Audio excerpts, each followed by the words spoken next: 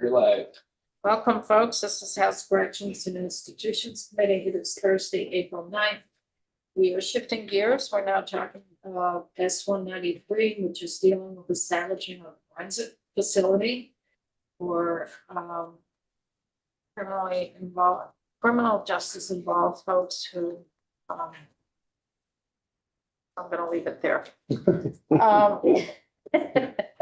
The bill proposes to establish a forensic facility for folks, and the forensic facility will be within our Department of Corrections and within our correctional facility fees. So as we begin our conversation and discussion of this bill, I thought we'd start with the front end of the criminal justice system, which is court system. And in terms of what happens to folks who have been charged with a criminal offense, because that's what we're looking at, I believe. Mhm. Not civil offense, but it could be civil offense as well. That's what we need to make sure. Do they also would show up or be sent to a forensic facility? But who, from the court's perspective, would go to a forensic facility? So Judge Zone, welcome. Thank you. Good morning. And I'll turn it over to you. Good morning. Tom Zone, Chief Superior Judge. I had the pleasure of testifying in House Judiciary yesterday, and I heard the chair's comments earlier this morning, a few moments ago, about your focus on this bill. I also see in the room you have Karen Barber, I think I saw Kim McManus and others. I would offer that they have a much better, I would say, global understanding of this bill and everything that it conveys and it covers based upon their positions and their work on it. My focus has been on looking at the policy that is sought to be advanced in the bill and looking at, if you will, language and other aspects of it which may lead to questions when we try to implement it in the judiciary. The bill, as this committee, I'm sure understands, is a significant policy determination by the legislature. It's a shift from the way things are done now. And there will certainly be challenges to a number of aspects of the bill once it is, if it is enacted. And given the policy and potential potential suits that may come to challenge it as things go forward, I am reticent to really weigh in heavily on, oh, you need to do X, Y, and Z, because, again, that's going to be challenged, possibly, if not likely. And so I can go through, if it's helpful, and just touch on some of the language issues that I addressed with House Judiciary yesterday, and certainly answer any of your questions. The first question that you had, Madam Chair, was how does someone get into the facility? And there's really two ways, and that is you're either you have to have a case that you've been charged with an offense with a life imprisonment potential sentence, and you're found incompetent to stand trial. If you've been held without bail, or if you've not been held without bail and the court finds that your release would create a substantial risk of bodily injury to another person, and then it also would require you're not receiving treatment through an order of hospitalization, and again, you've been found incompetent. And that's in Section 1 of the bill. Another way that you would go into the program is if you were found not guilty by reason of insanity. And this is Section 3 of a charge with an offense punishable by a life sentence. And so those are the two ways. It's very limited as to who would potentially go into the competency restoration program. The one comment that I have on Section 1 relates on page 1. It says that a person, on line 8, a person shall be transferred to the forensic facility. And the suggestion that I've made on that is what it should say, I think, is a person shall be placed in the care and custody of the Commissioner of the Department of Corrections and remanded to the forensic facility, because transfer indicates that they're already somewhere in custody, and there are circumstances where someone may well not be in custody at the time they would go in. And generally, when we place someone in the care of corrections or the Department of Mental Health, we talk about them being placed into the custody, not transferred to them. So that's one suggestion. On page 2, line 6 through 14 under subsection 2A, it contains language that seemed to suggest that the court would be making a judgment prior to having any hearing. And I would note that when I raised this yesterday with House Judiciary, they said, don't worry about that, we're changing that. So I would not want to spend a lot of time on that with the committee. On page 2, line 21 at the bottom, it says essentially for the treatment that has been found by the court to be appropriate. There's not really any standard there for what is the court would find to be appropriate. And that is something that I mentioned yesterday to the committee that would be helpful to understand what are the factors that the legislature would like us to find for appropriateness. On page 3, line 3, it talks about conditions. It says, on any other conditions appropriate to protect the public for conditions of release. And I commented that it's unclear whether this is intended to somehow be in addition to 13 VSA section 7554, which is the statute that governs how the court looks at conditions of release and conditions that can be imposed. And so that some clarity would be helpful. You know, certainly if this is intended to be different, it would be helpful to have some factors. So that's a legislative question.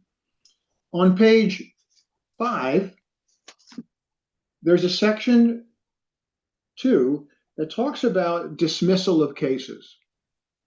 And there are currently mechanisms that the court can utilize, and there is authority for different dismissals in a case where someone's been found incompetent and the case is inactive.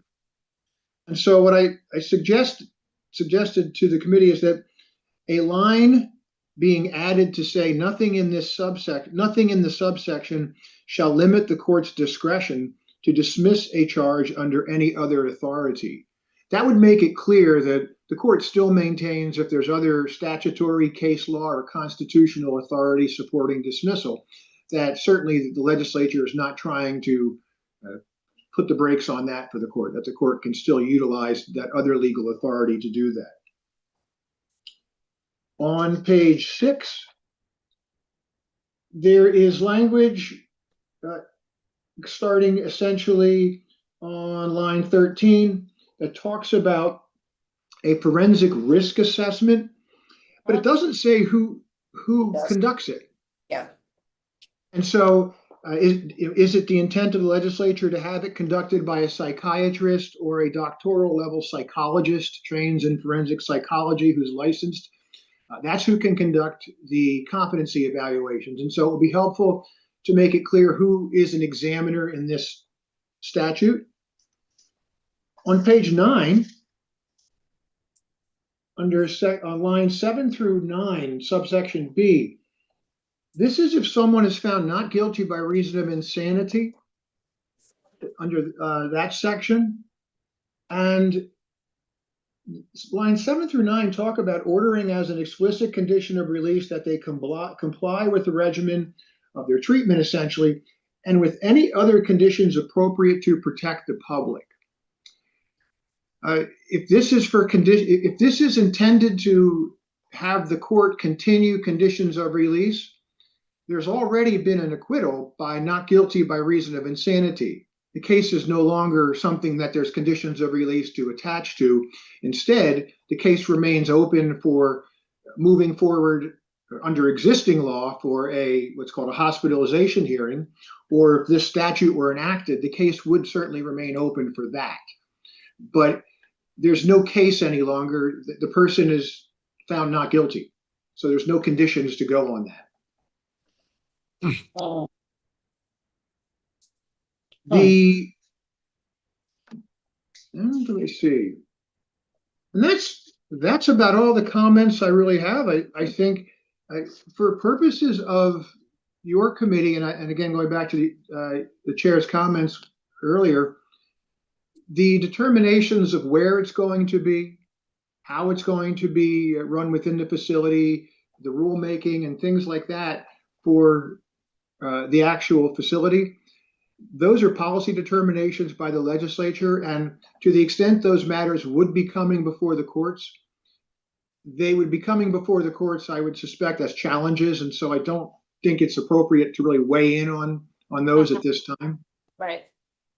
I appreciate that, Judge. Yeah, and you may not be able to answer these questions, but were these concerns brought forward when this was being developed through the Senate Judiciary Committee? Or I know part of this also was an amendment that was worked on through Senator Lyons as part of Health and Welfare Committee, as well as some members from the Institutions Committee over there. And I'm just not sure how the language got all blended. But were these concerns that you have just brought forward over on the other body? I do not recall that I do not know if anyone else brought them forward, and I do not recall bringing them forward. Okay. And that may be a function of either, if you will, I might have missed it the first run through when I testified, or things were blended together. And I haven't gone back and looked. Yeah, that's what I'm wondering. If the blended together. Yeah, I think things were blended together, but again, I can't be sure. But I did not. To the best of my knowledge, nothing I have mentioned here today is something that I said earlier in some other committee and they looked at.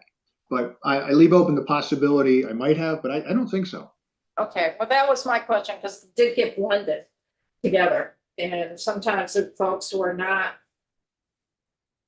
used to working within the judicial structure, like Judiciary Committee, they may not understand, or they may not know what is involved with some of the items you just mentioned in terms of, conditions appropriate to protect the public. And if the case has already been determined that the person's been found not guilty, the case is closed. So it's those little nuances that. And I would also note that, and I'm thinking of Ms. Barber when I say this, to the extent that it's not intended, that section you just referenced, Madam Chair, that it's not intended to focus on conditions of release. My understanding is the Department of Mental Health has made its view known that, and Ms. Barber can testify on this if I'm mistaken, that the programmatic aspects for someone for treatment should not include essentially conditions of release. Right. We shouldn't be trying to put in conditions of release into the treatment orders of non-hospitalization and such. But I would rely on what DMH says on that. But that's something that may need to be considered too. So I do have a question on page 1. I just want some clarity here. These are for folks who have been deemed incompetent to stand trial. And in order to be placed into the custody of the Commissioner of Corrections in a forensic facility within DOC, the person needs to be charged with an offense that's punishable by a life sentence. And the person needs to be held without bail, or if the person is not held without bail, the person is not held, the person's release would create a substantial risk of bodily injury to another person. What is the scenario for B? I just need some clarity there. Would the person not be held? And if we didn't have the facility, they would be out in the community? What would happen now? I'm trying to get clarity on this one.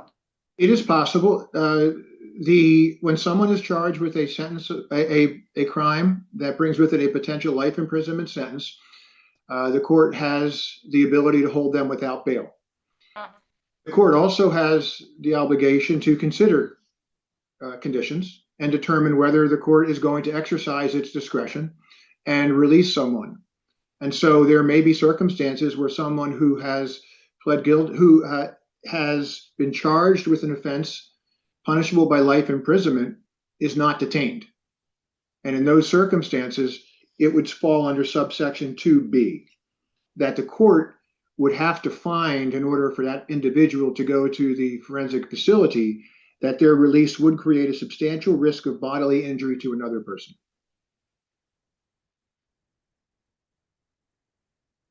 So with this language here, would you currently look at a situation like this in determining whether or not the person should be released back into the community? Wouldn't you currently look in terms if there would be a substantial risk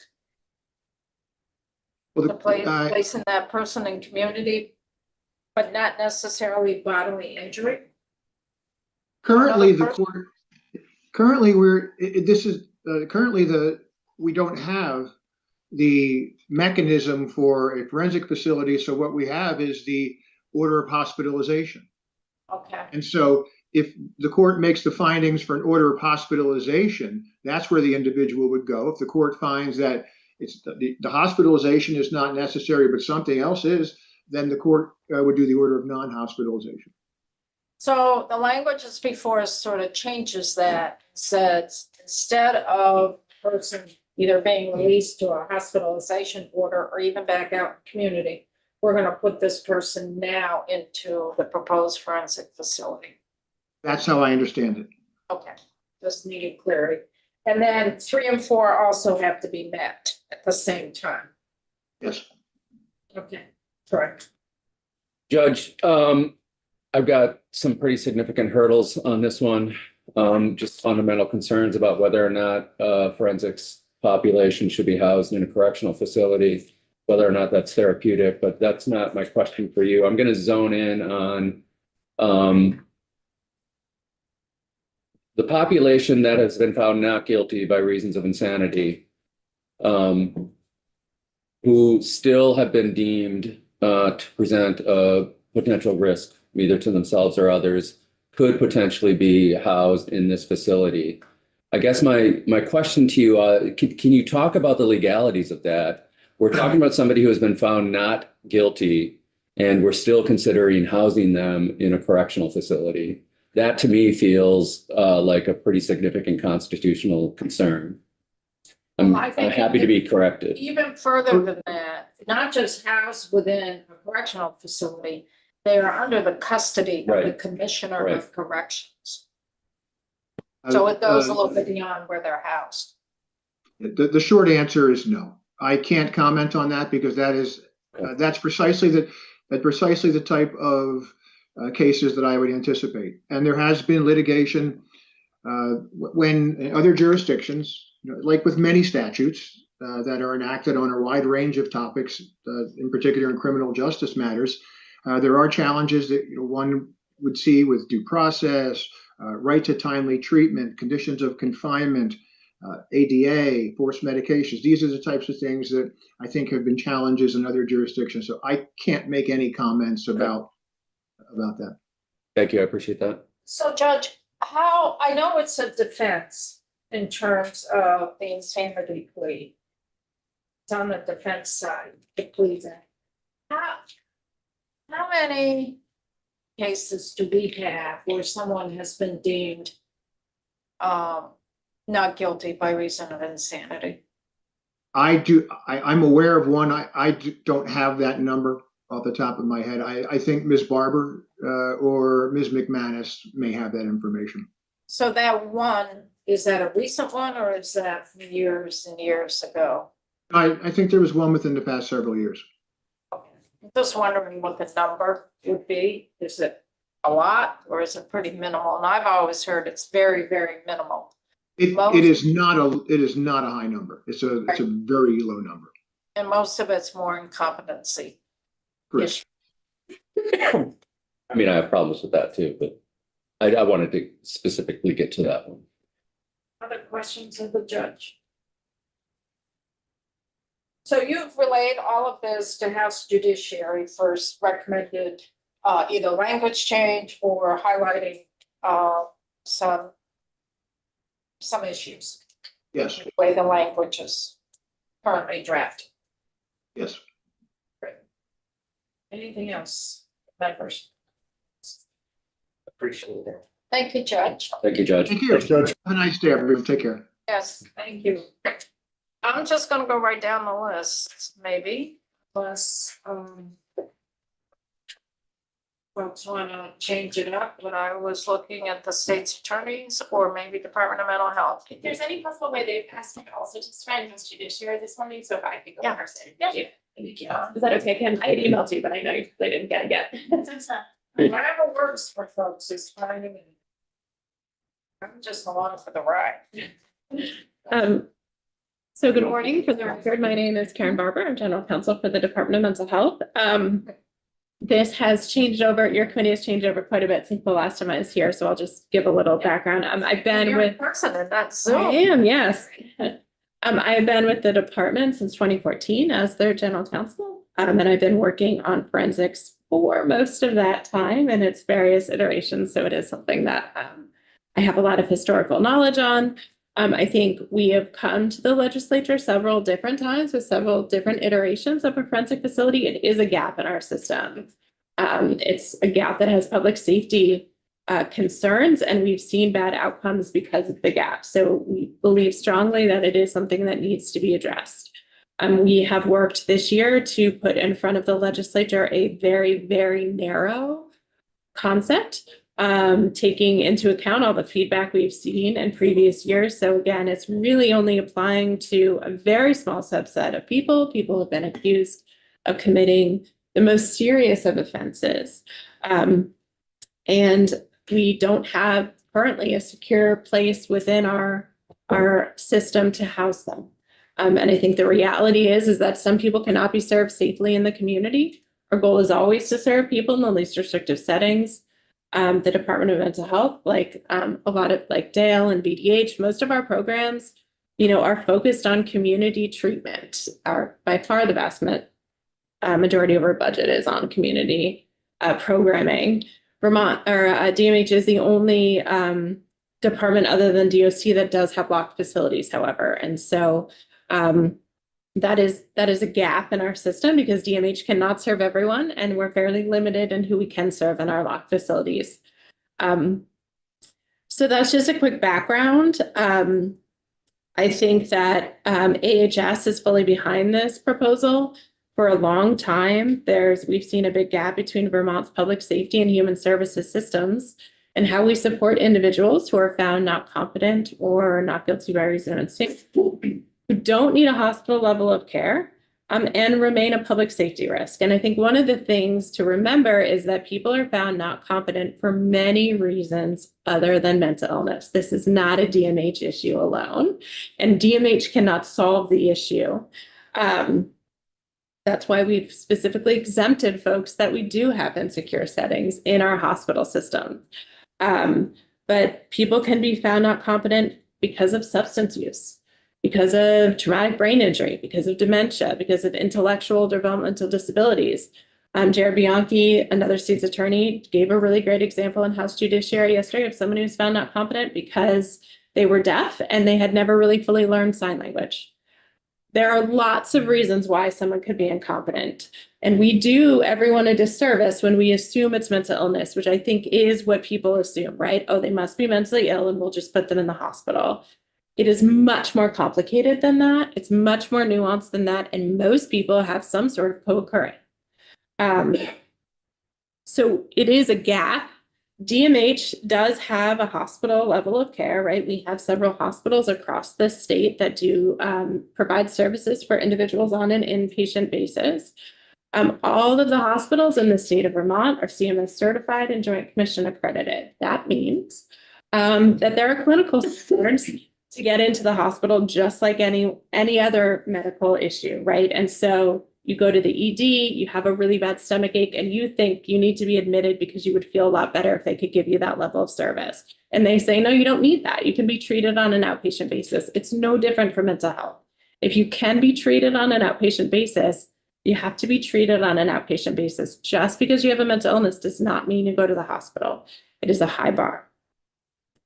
And so what that means is that not everyone needs to go to the hospital, right? And so we have some folks who have been found incompetent or not guilty by reason of insanity do need a hospital level of treatment. The vast majority of folks do not. There is a reason that there are all these high profile cases in the news and people are upset that they're not in a locked facility. It's because they don't meet our criteria. And so that is a gap, and we are seeking to address that gap because, again, there are public safety implications for that.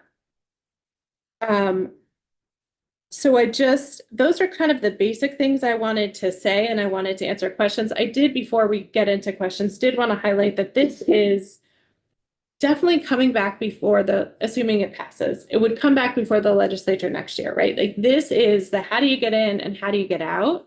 There is a report in there due in October that really fleshes out where it would be, what it would look like, how all of the agency departments are going to work together to build criteria. There's also rulemaking that all of AHS has to work together on. So there's a lot of things, and there are a lot of questions we're getting that we don't have the answers to yet. Part of that is we've come several years before the legislature and said, this is a problem, this is a gap, we need to address it. But because we haven't gotten the authority to understand who you're going to allow us to work on this population and how we're going to do it, we don't have all those other answers because we can't get those until we know what you want us to focus on. And then we will take the time over the summer and fall to really flesh out a plan and come back in front of you and say, this is exactly what we want to do and this is how much it's going to cost, right? This is the initial part of it, which is really just like, we need the authority and we need to understand what we can and can't do so that we can do the rest. So I think that's an important thing to preface, because I think a lot of the questions we're getting, we don't have answers for you. But with all that being said, I'm happy to answer any questions. I have a question here. Yes. Just need more clarity when you said that DMH is limited in terms of who was housed in a locked facility. I'd like to know what some of those limitations are, because what the bill is proposing to do is to house folks in a locked facility that's a correctional facility, which is very, very different than a therapeutic facility to deal with folks who are incompetent to stand trial or not guilty by reason of insanity. Sure. So we're talking about a locked facility in our bill, and it's a correction facility, and I would like to know what limitations are in DMH in terms of housing someone in a locked facility. If we are going to house people in a locked facility. Sure. So I'll kind of answer those in reverse, because I do want to highlight that some of the language in the bill makes clear that this forensic facility must be a therapeutic facility, that it must focus on person-centered care, that it must be like a residential level of care. Rulemaking will really flesh out all of those things. So it will look different than a traditional, I think what you're thinking of. So we don't disagree that this is about providing services and accounting for public safety. It's not one or the other, it's both. That's the gap. And so the idea is that we would create a system that provides some of those things. In terms of DMH, we do not house people in locked facilities. We provide treatment. We are a healthcare provider. We run hospitals. They're licensed as hospitals. And so the criteria to get in a hospital is our clinical criteria. Those are criteria set out at the federal level by CMS, which is the Centers for Medicaid and Medicare Services. And so, again, just like any other issue, it is a clinical decision by an admitting physician. Only an admitting physician can admit you to a hospital, including a psychiatric hospital, and they're the only folks that can discharge you. So all of our criteria are based around clinical necessity. And so the limits are, you have to have a mental illness. You have to have a mental illness that's acute enough that it could only be treated in an inpatient setting and not an outpatient, and that you can receive active treatment. So there has to be something they can do proactively other than just keeping you there. So whether it's changing your medications or things like that. Some people can be fairly, acute, but they're at their baseline. I mean, there's nothing a hospital can do for them that they couldn't also get in the community. And so those are the criteria we're looking at. But again, those are medical decisions. Those medical criteria that you just referred to for the hospital, which is the psychiatric hospital in Berlin, does that also apply to I still call it the secure residential facility in Essex? Yeah, and so just That's to clarify, BPCH is one of many hospitals. There are several hospitals across the state that house folks that provide services to folks who are there involuntarily. It is not just BPCH. So we just want to be clear about that because it's a statewide system. River Valley is a therapeutic community residence, also run by DMH. It's licensed as a therapeutic community residence by Dale. There are 16 beds there. Yes, that also has high clinical thresholds. It is not a hospital level of care, but it is for folks that continue to need acute 24/7 mental health treatment in a secure setting that don't need hospital level of care, but aren't quite ready to be independently in the community or in a different kind of residential that maybe is not staffed the same. So we have 24/7 psychiatry and nursing coverage at River Valley, which no other outpatient, residential facility has. And so, yes, it is a very acute level of care for folks that are transitioning to the community. Have the emergency and voluntary procedures been put in place for that facility? Yep, they have started. They started in July of this year. And that was done purposely to hold some of these folks that were looking at living in our front house. So it wasn't, but I understand the confusion. And so from DMH's perspective, and what we were really clear on testifying on was that a few years ago, when there was yet another forensics bill, the desire was to have a forensic facility. At the very end of the session, when it became clear that there was not the votes to get a forensic facility, DMH said, well, there are some things that we would like to do that could help our system. And that was emergency and voluntary procedures, which is seclusion and restraint and involuntary medication at River Valley. That is something we had asked for initially when we created the facility, and the policy decision was made not to do it. And so we took the opportunity to do that. We said, yes, it would help us serve more acute folks. It was never a forensic facility. It is not a forensic facility. And we use medication for it. It is licensed. There's high clinical criteria. And in Vermont, because we don't have a forensic facility, we do treat individuals who would be considered forensic in all of our facilities all over Vermont, right? In the community and in our facilities. So from the DMH perspective, it doesn't matter if you come in through the criminal court, or you come in through the civil court. If you have mental health needs, we're going to treat them. And so that does sometimes, I think, get confusing, right? Because there are some folks that people consider forensic that are in our systems, but they're not there because of their forensic. They're there because they have the mental health needs, and we are wanting to serve them. And under this bill, that would not change. If someone needs to be in the hospital, they absolutely should be in the hospital. And we've very clearly said these are not, someone needs to be in the hospital. We don't want them to be in the forensic facility. And we need to acknowledge that not everyone needs that, a hospital level of care. And even if they did at some point, people don't live in the hospital. It's only as soon as you're ready to discharge, as soon as you no longer need that acute level of care, you must be discharged. And people can and are dangerous even if they're treated from their mental illness.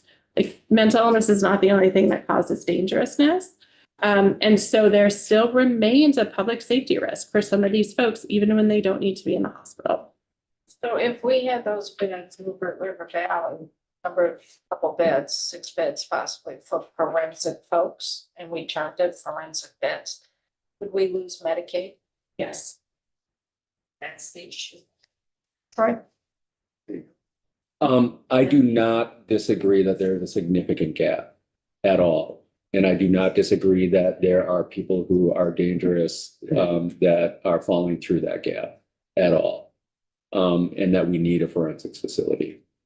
Absolutely, 100% on board with you. This bill, however, from my perspective, opens a door wide open and allows for a direction that I cannot even contemplate being okay. So I need some help with that. And you heard my question to the judge, for folks who have been found not guilty, by reasons of insanity, yet are still being handed over to custody for the Department of Corrections. That to me is a fundamental due process concern. I don't think we're far off with a similar due process concerns for folks who have not had a trial being remanded to, and I know we do it. We're overcrowded right now with folks who are being detained, and held without a trial. I have problems with that too. This is a different subset of that group. And I'm worried, right now, and I know this is jumping the gun, I cannot conceive of any of the current correctional facilities under the under the Commissioner of Corrections, even being renovated to become therapeutic, trauma-informed environment, treatment setting. I can't get. So perhaps this contemplates a new sort of facility. I'm still going to have issues with that facility being under the Department of Corrections. I also have a huge concern with the ability that this bill gives us to allow a private contractor, paid for by the Department of Corrections budget, making determinations about restored competency. That to me is a pretty significant conflict of interest for that private contractor, WellPath in this case. So I don't know what my question is. Am I articulating for you what the concerns I have about this bill? And do you have any peace of mind or input for me on those hurdles that I have? They're significant. Yeah, I can address some of them, and I think some of them are well addressed by the state's attorneys. But in terms of, just to clarify, only the court determines whether or not someone is competent. Evaluators make recommendations just as they do now, but the court has the ultimate decision. So we heard this in judiciary too. It's something I've never heard before, this idea that there's a concern that WellPath somehow has an incentive to keep people. I would say, one, again, it's a court decision. And two, these are all folks that are licensed, right? And so they are under ethical obligations for their license. They're under legal obligations for their license. If they misuse their license in some way, they can be held accountable. They can lose their license. They can lose their livelihood. So that doesn't negate the fact that the conflict of interest is still present. So I guess I don't agree with you, because we have DMH, every hospital does assessments too, right? It's the same sort of thing. Like our physicians are deciding whether or not someone needs to discharge or not. But That's in the different hospital case, only the hospital makes the decision. In this case, only the court makes the decision. They make a recommendation. Not on restored competency, though. Yes, they do. Only the Recommendations court. from who? Yeah. But the defense can get their own exam, just like they can now. It's no different. That we're not proposing a process that's any different from now, right? We contract with folks to do evaluations, just They're like not employed by the they Department would. of Corrections, though. No, but they're employed by the Department of Mental Health. I would say that we have just the same level of conflict, if that's what you're concerned about. You don't have the intersection of personal liberty, though.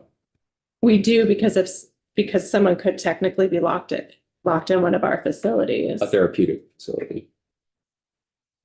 I mean, a hospital, I think. Right. I think there's an consider idea DOC to that be our a hospitals hospital. are these wonderful places. I think, of course, they are treatment focused. They are more treatment focused than jail, but you are locked in a facility. I don't disagree, right?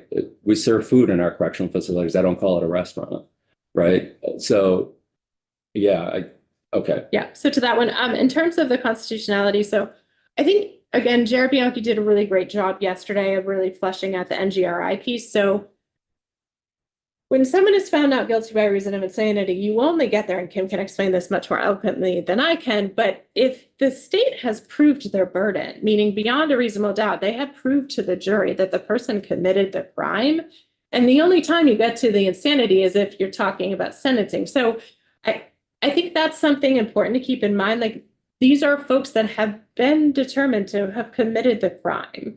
And found not guilty.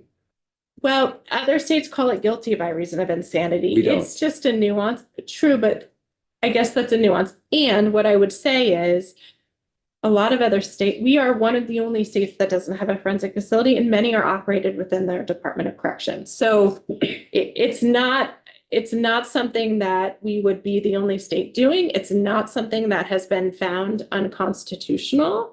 There is always levels of litigation around certain programming. There's certainly litigation around people being held for how long they're held until they're restored to competency, which is not really an issue in Vermont because we don't have competency restoration yet. But certainly there are other states operating these types of facilities. We would not be an outlier.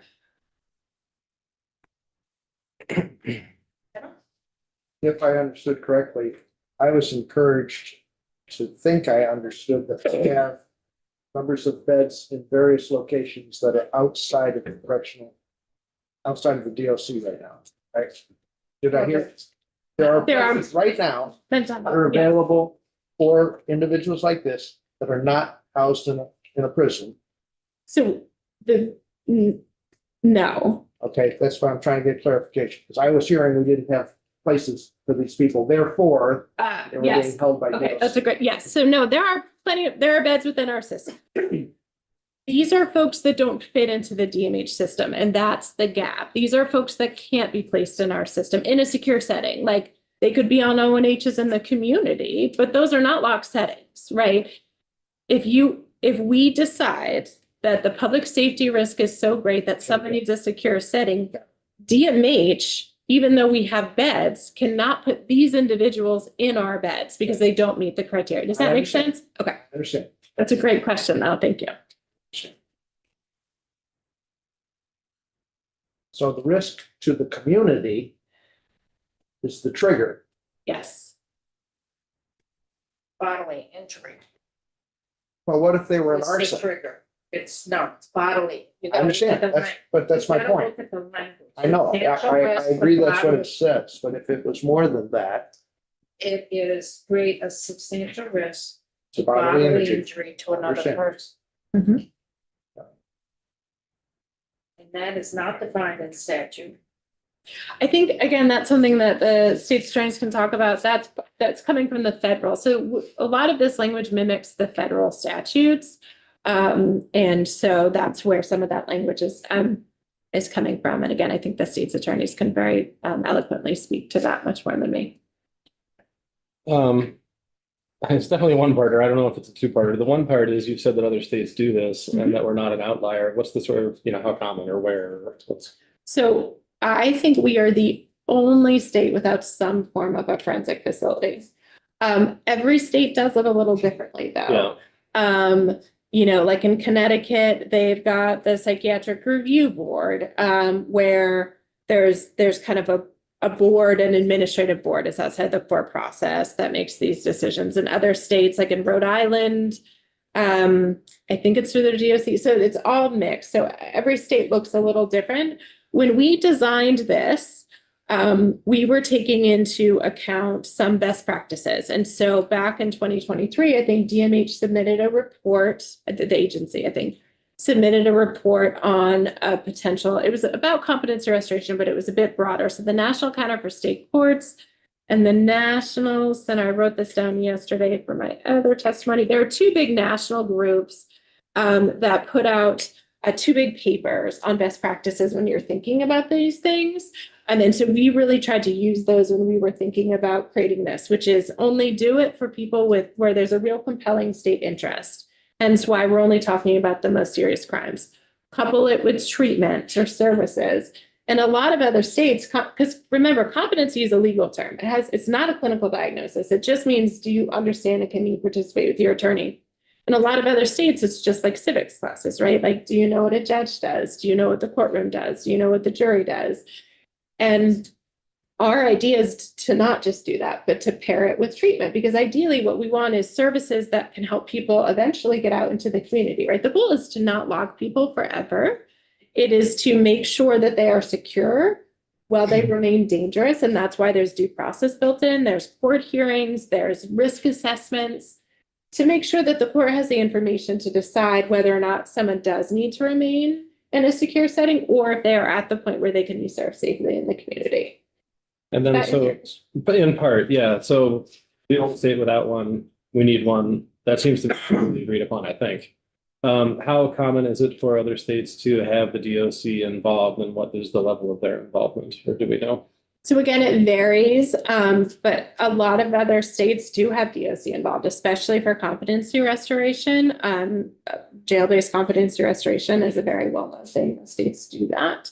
And in terms of the forensic, the NGRI piece, yes, there are, I think Jared had an example yesterday of New York that does it. So just like a similar state close to us.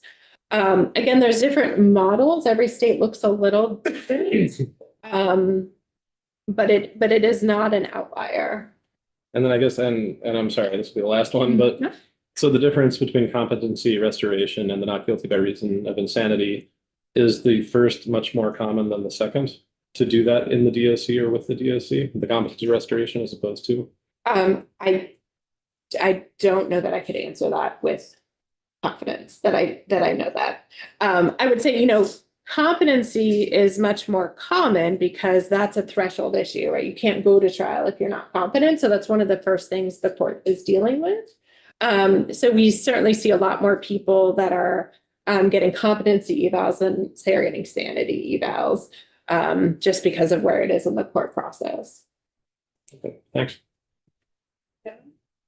Do you have an opinion or an understanding of why funding from the Fed would not be available if it was called forensic? What's the logic behind that? The federal government is very clear that they will not pay for individuals involved in the criminal justice system, that is a state responsibility. So I want to get back to picking up on what Brian was talking about. The way that the bill was structured, both for the competency and sanity piece, is that the person that would be held at the forensic facility needs a prescribed, here it says regimen, but prescribed regimen of medical, psychiatric, or psychological care or treatment.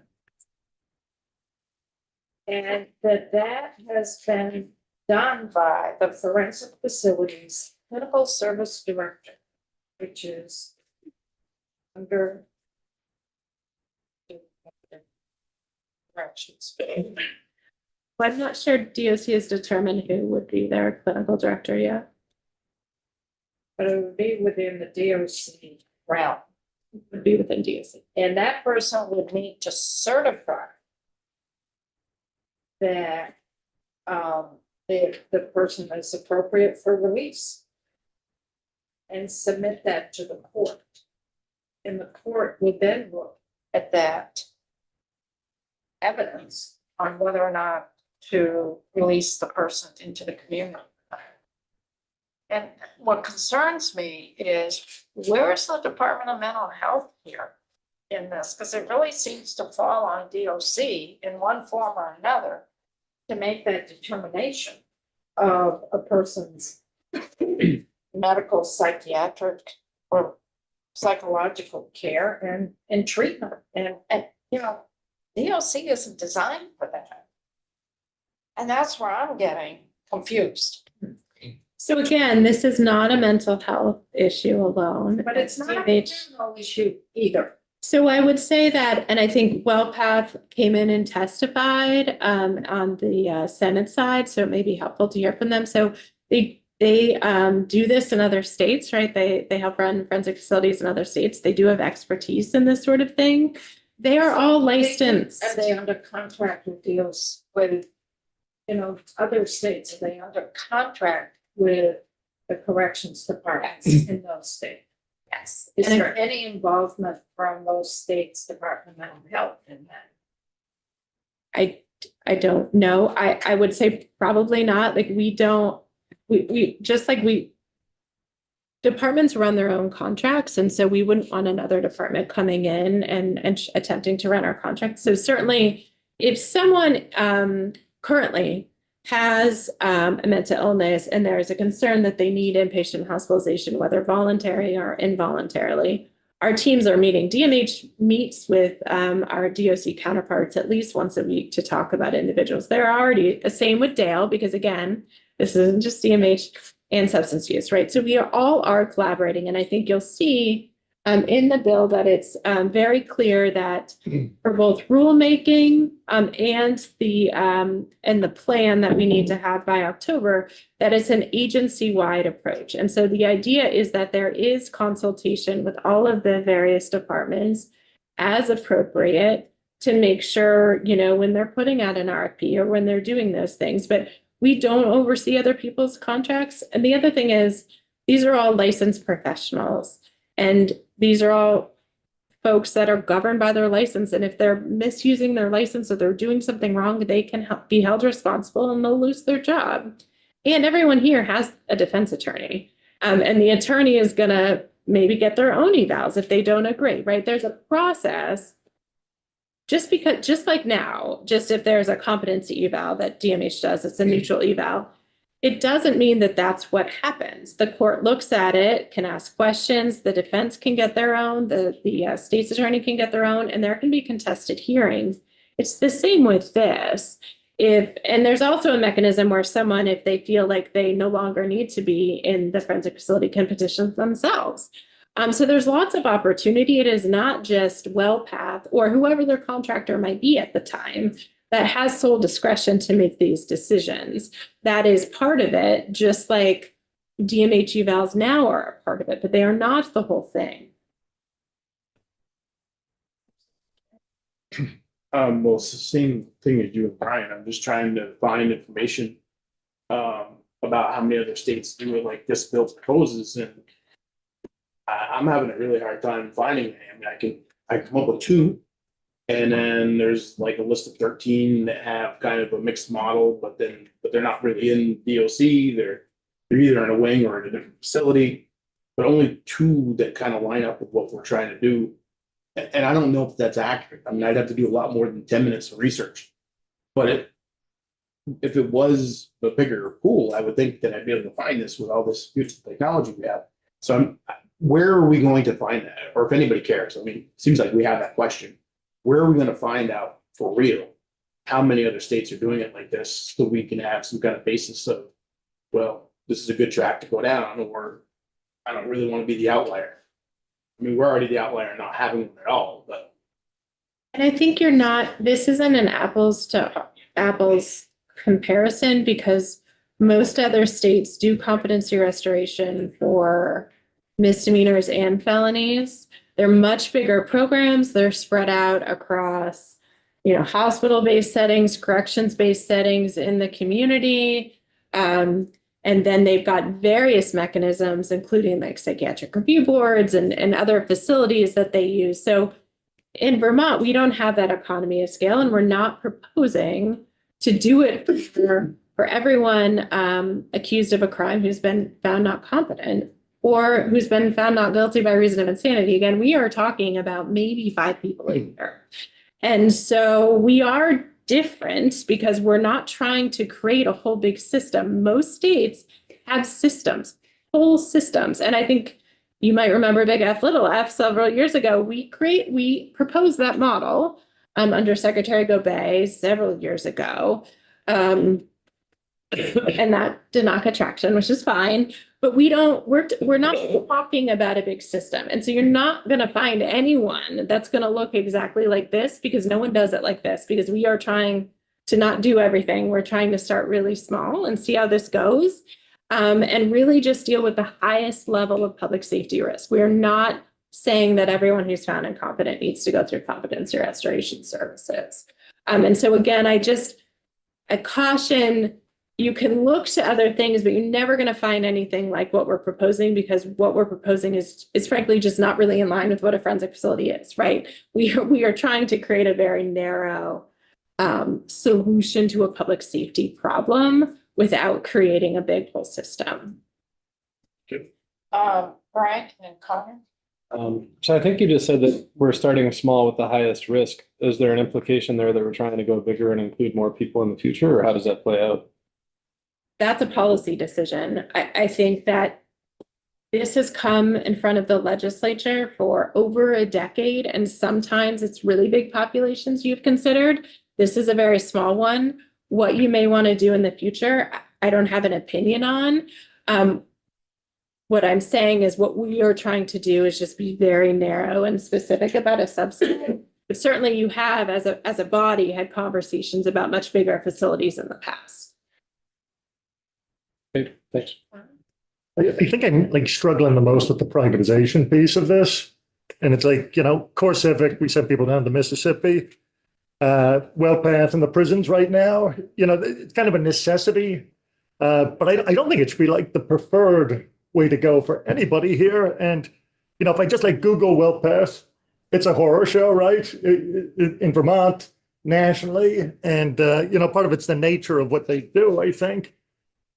But it's a major policy decision we're making in this legislation. And the policy decision is to privatize this. And I can't see looking at this page and saying, I want more of that, It feels like we have this brief moment in time where we can say, like, this is important and we can do it right, And I look at like the DMH employees who work at the psychiatric center there.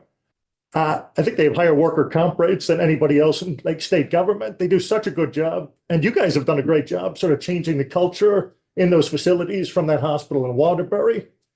But it's hard to change cultures, when you have VitalCore, Correct Care Solutions, WellPath, a revolving door of contractors coming in. I've got huge respect for Dr. Uliger and the staff there. But at the end of the day, it is bottom line objectives. It's a departure from transparency, accountability. So I'm just wondering why, because I think like once we set this bill, it's not going to be state employees doing it. It's going to be the corrections contractor. So is that your sense? That's a policy decision we're making, and I just don't get why. If you could help me on that. Yeah, so I think DOC can speak to this too. So I don't see it as a policy decision to privatize it. I think DOC can decide what works for them, how they want to provide healthcare services within their facility. Right now, it's a contractor. It doesn't mean that could change. I will say VPCH, all of our medical personnel are contractors. We don't have state employees that are physicians. All of that is contracted. And that's similar to other hospitals. So I would caution against that idea that that just because it's a contractor, it's subpar service. That is the reality of how you get medical services. They're very expensive. There's only certain people that do these kinds of things. The other thing is contracts have a lot of quality metrics built in. And in fact, I would say there's, when you're looking at a contract, if something isn't being met, it's much quicker to make changes than say, an employee that you're having some issues with. And so, our contracts are very detailed in terms of what quality metrics we expect. And so it is not dissimilar to DMH in the way we run our own hospital. We contract with Brattleboro Retreat and Rutland Regional Medical Center to provide level 1 services, which are the most acute mental health treatment. And those are contracts, right? So we are relying on contractors all the time to provide services. Like not for-profit contractors. Generally, it's a tertiary hospital you contract with at the psychiatric. It's a for-profit organization called the Columbus Organization. And they provide excellent service. The other thing I would note is that one of the employees of WellPath, who I think she just got promoted to maybe vice president of mental health services or something like that, but is Dr. Allison Richards, who used to be the medical director at VPCH. So I know that there are concerns about WellPath. I will say that when we interact with them, we've had positive interactions with WellPath. We find them easy to work with.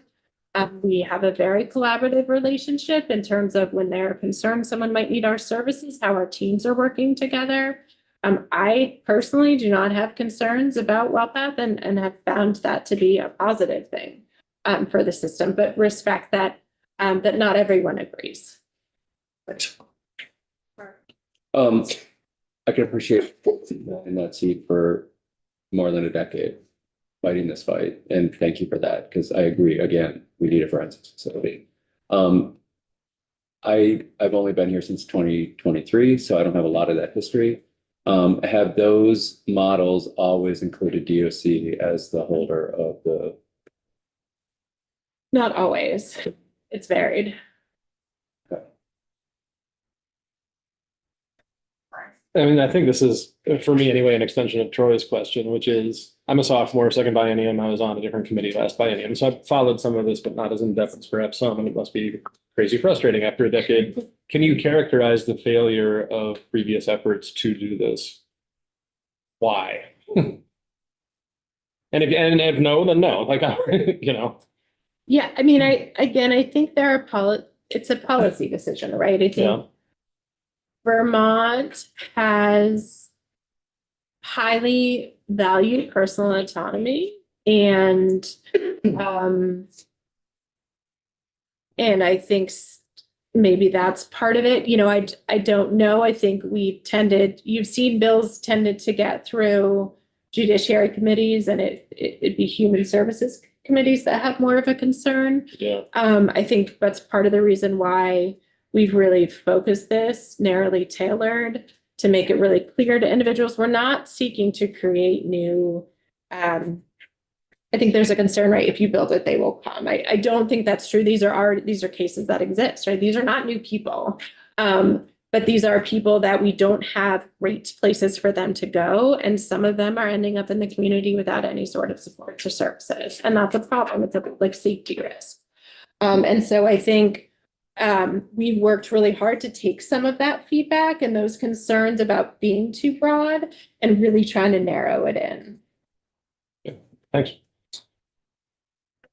You're in the world of providing services for folks who are at a very low point in their lives. And they need a secure setting, and a therapeutic and soft setting that's secure. Is what you're aware of within the Department of Corrections and our facilities? Is that, are those facilities a soft, therapeutic, rehabilitative residential facility so folks can function when they're at the lowest point in their life? With mental health issues, but also with issues maybe they're not listening to the same trial, which may not be an issue. It may be a TBI issue, it may be dementia. Is a correctional facility, a living unit in a facility, therapeutic and residential, best help these folks. So I don't know that I'm in a position to answer that, but what I will say a couple things. One, DMH provides the bulk of its services on an outpatient basis. So just to be clear, a lot of what we do is outpatient. And so there are lots of individuals in the correctional facility receiving outpatient levels of mental health treatment, and receiving substance use treatment and receiving various other forms of treatment. So I think they're very capable of doing those things. Is it the best location? Probably not, but I don't know that there is a perfect location, right? Because again, we're talking about folks that have been accused of committing the most serious offenses and are a danger to the public safety risk. And we know, and we've seen bad outcomes where people have been in the community and committed very serious crimes. And so we need to balance a perfect solution with a realistic solution of right now. It doesn't mean you can't change what you want it to look like in the future, but right now we believe this is the best solution. We believe that DOC is capable of doing this.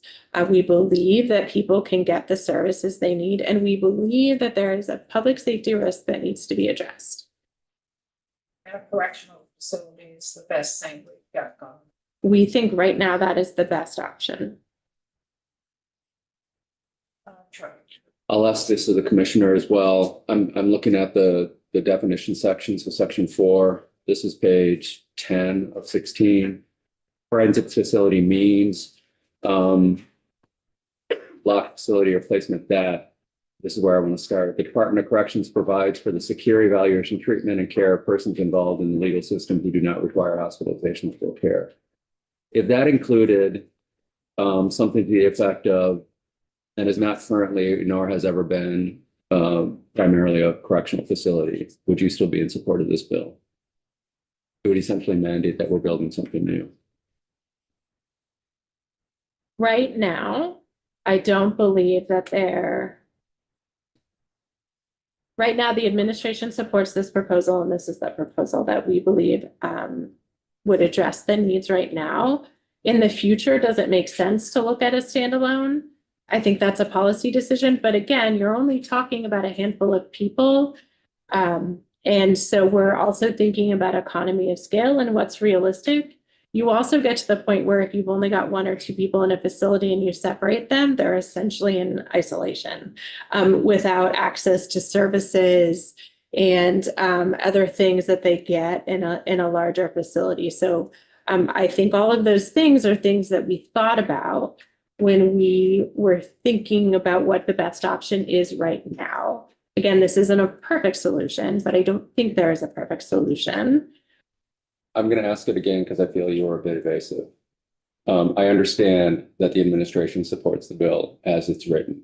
I'm asking if we amended that to include language that states it is not now, nor has ever been a correctional facility. Would you still be supportive? Would the administration still be supportive? I don't have the authority to answer that. And then second, this came up in the joint hearing. So this is section 2 of that definition of forensic facility is required for the custody, control, correctional treatment, and rehabilitation of persons. There is no definition right now for correctional treatment. Do you have any thoughts on what that means? Yes, I think that goes into the rulemakings. So rules will govern the treatment, and I think the what's required to be in the rules goes very in depth about what kind of treatment needs to be required. Okay. Thank you. So I'm cognizant of your schedule, because I know you have to go down the hallway here to House Judiciary. To wrap this up, to listen to some other folks, but we're going to be back. You can be assured of that. I know the House Judiciary is working on the bill. They get it out by the end of next week, so I really appreciate if you could come back next week as well for us. Thank you. Thank you. Thank you. Thank you. So, Pam, why don't you come on up, state's attorneys? Thank you, John.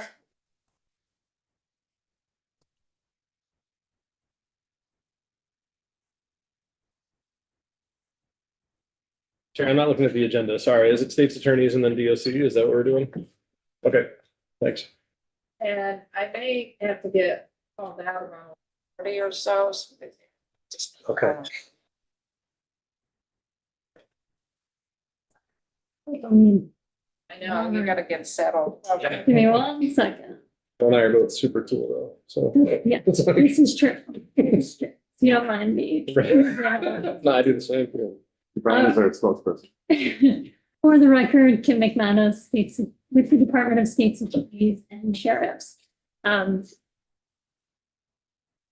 Hopefully, General Counsel Karen Barber did not set the bar too high about the eloquence that's about to come to you. I will, of course, happily answer some of the legal questions that have come up.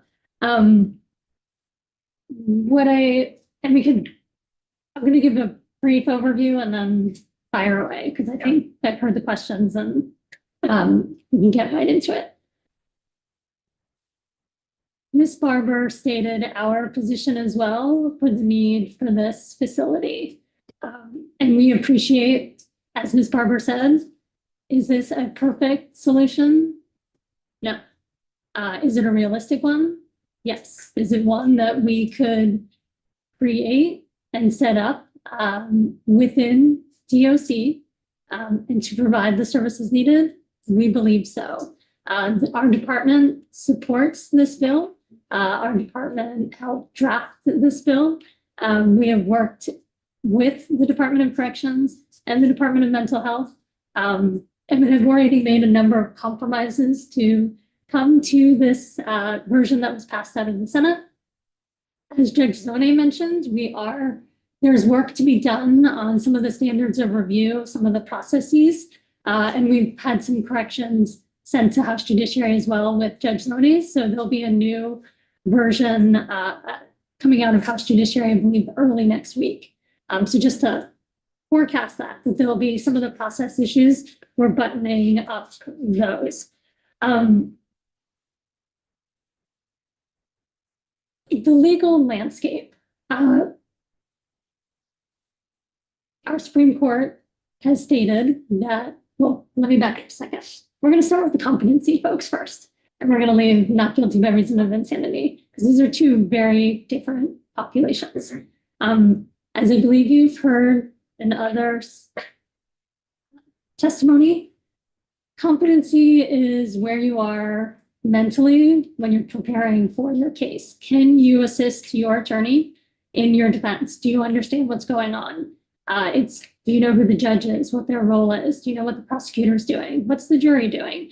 I would imagine any number of you in this room, if suddenly you found yourself in a courtroom, you're not going to know some of the legal definitions the way a lawyer would, but you would be able to interact with your attorney to help provide your defense. The individuals, and I promised someone a flow chart, I think it was, so I do have a flow chart for you all. Look at that. Hand drawn. I was looking forward to it. Thank you. I'll pass this around, but for the folks who are going in, as Ms. Barber stated, very, very small population. You need to be accused of a life offense in Vermont. That is homicide, sexual assault, kidnapping, human trafficking, attempting to do those things, being an accessory to those things. Very small number of offenses, massive impact upon the victim, the victim's family, the community. The person needs to be either held without bail or a substantial risk. We've reviewed the factors, and when I hand this out, it's all laid out there for you. For these individuals right now who raise competency, there is an entire process to decide whether they're competent or not. Multiple evaluations, a hearing before a judge. If you reach that fourth factor, they've been found incompetent, and again, they've been charged with a life offense, there's a substantial risk where they've been held without and they are not eligible for a hospitalization order.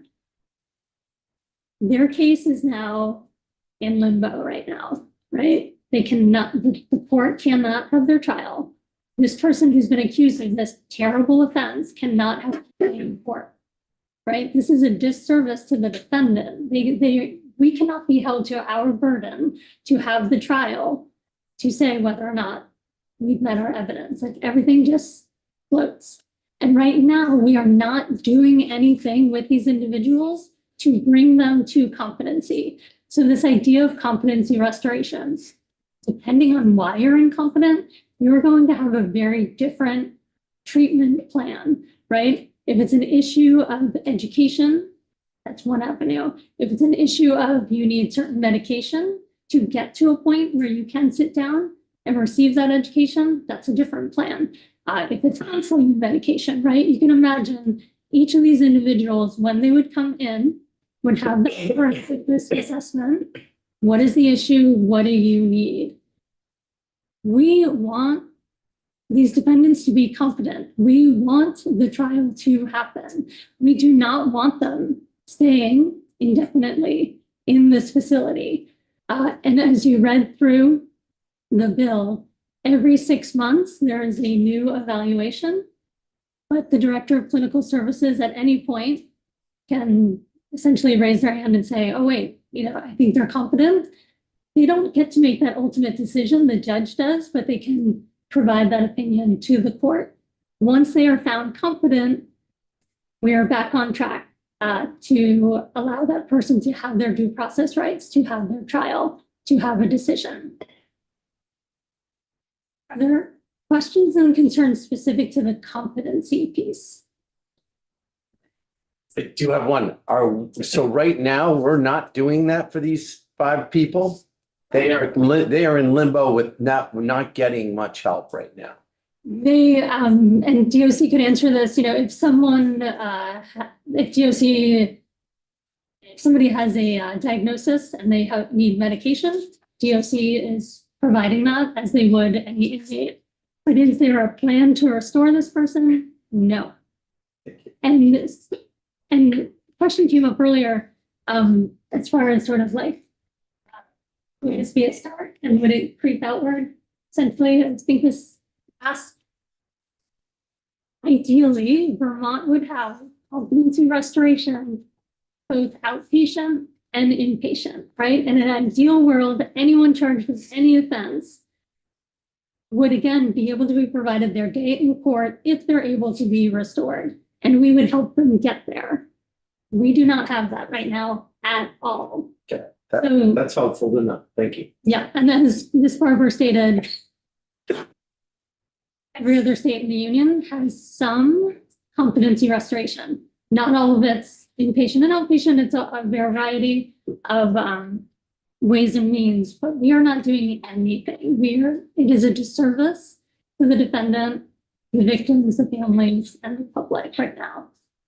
So again, is this perfect? Is it meeting all of the scenarios? No. Right now, this would just be life offensive. Someone in testimony the other day brought up like a horrible aggravated assault. This bill would not now, that person charged with an aggravated assault would not be eligible at the moment for this facility. So again, very small population, massive impact on the public. And this may be a medical professional question, but I figure I've got an attorney I should ask you.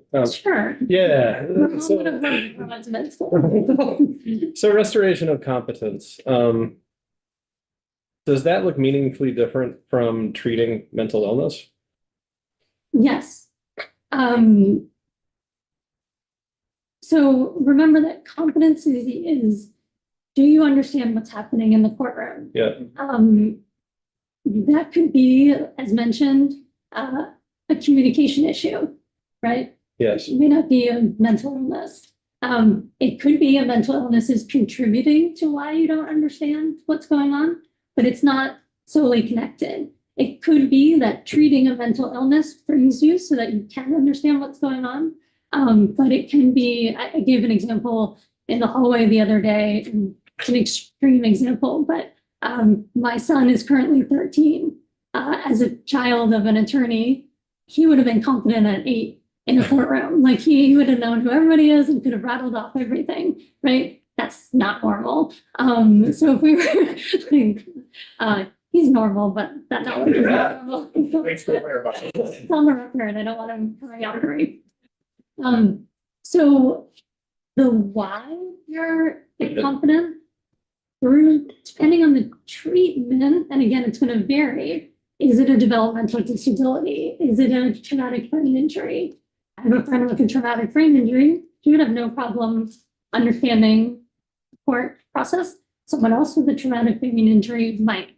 They might have memory issues, short-term memory issues, long-term memory issues. Now, there will come a point where someone may not be restorable.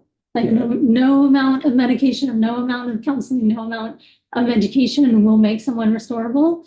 And this bill accounts for that. And it accounts for then what happens next.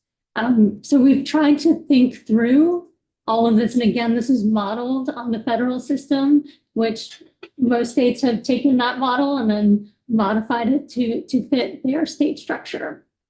I think I doomed my own question by poor phrasing. Sorry. Yeah, which I do. Is not this restoration of competency necessarily going to be a subset of what any proper medical professional is going to do to treat the whole patient? No, because it's not always going to be a medical issue. Like some, maybe. And so you would be getting treatment for that medical issue and then becoming competent. But it's not always going to be a medical issue. A lifelong alcoholic, right? if they are just physically incapable of staying sober. It may be to such an extent that they cannot participate in their case, they cannot keep the facts together. That's going to raise potentially a competency issue. I mean, it raises medical issues too, right?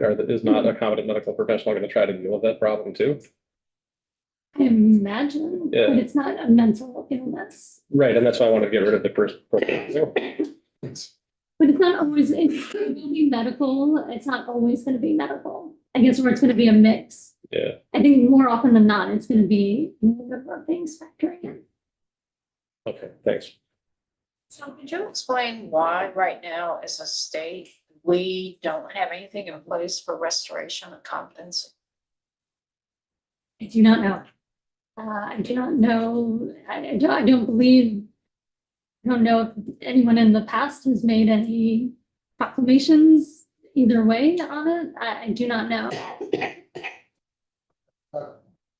Kim was saying she's been trying for 10 years, trying to get something in place to fill the gap, so there've been groups trying. Well, that was for the forensic facility. Right? Yes, but I don't know if there's, like, I don't know if in past iterations of this bill, because there have been, whether any particular side is opposed to the concept of competency restoration, I don't know, and that would be hard from our perspective to understand that I opposition. mean, this is not a new issue in terms of restoration of competency. And we don't have this state, the structure for that to begin with. We wonder why. Is it that folks, different departments don't want to take on that responsibility? Or what?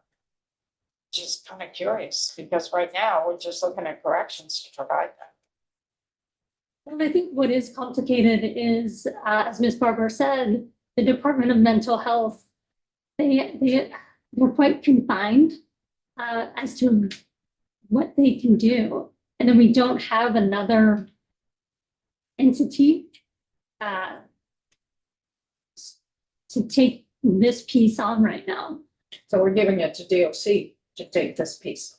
When in discussions, because again, when these bills have come up in the past, it's been focused on DMH, and DMH has repeatedly said, like, we cannot do this.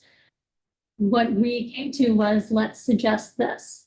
We have a department focused on public safety and has a secure setting. So can we place the facility that would provide these services and treatment within that secure setting versus, and again, DMH has said they cannot do this, but if you were able to wave a magic wand and they could, then we're asking the opposite. Can you provide the services and treatment, but create secure facility for these individuals? And it seems from our point of view, for the number of individuals we're talking about, it makes more sense for this facility to go inside and it would be under the care and custody of the Department of Corrections because they have this secure setting. So can we treat and provide the services within that setting? And we believe that DOC can do that. Which, if there's not another question, that could segue us to not guilty by reason of insanity. That, you know, there's time issues.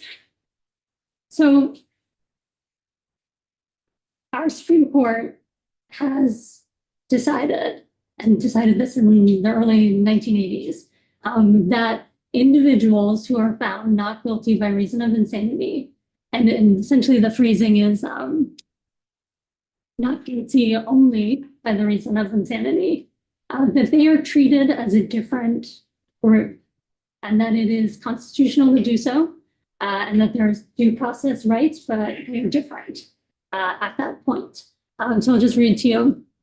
The Constitution permits the government, on the basis of the insanity judgment, to confine, I'm going to paraphrase because it says him, but a person to a mental institution until such time as he has regained his sanity or is no longer a danger to himself or society.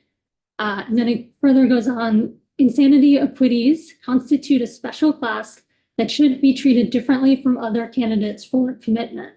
Now, there's then federal statute. Sorry, my computer keeps tuning out. 1 second. Federal statute doesn't use the term mental institution. It uses suitable facility. I'll just pull that statute up for you. I mean, I'm still gonna have Happy to concerns send it to you. about that. I'm not Of sure a course. correctional facility is suitable or comparable to a mental health facility. Absolutely, and I respect that, and I just wanted to give you the legal Yeah, language. I got it. Because within that is then this, what is a suitable facility? Yeah. Which is, I think, what you all are going to need to wrestle with. So the federal statute is 18 USC 4243. And again, it says after you've been found not guilty only by reason of insanity at the time of the offense charged. Again, it says he, but we'll say a person shall be committed to a suitable facility until such time as he's eligible for release.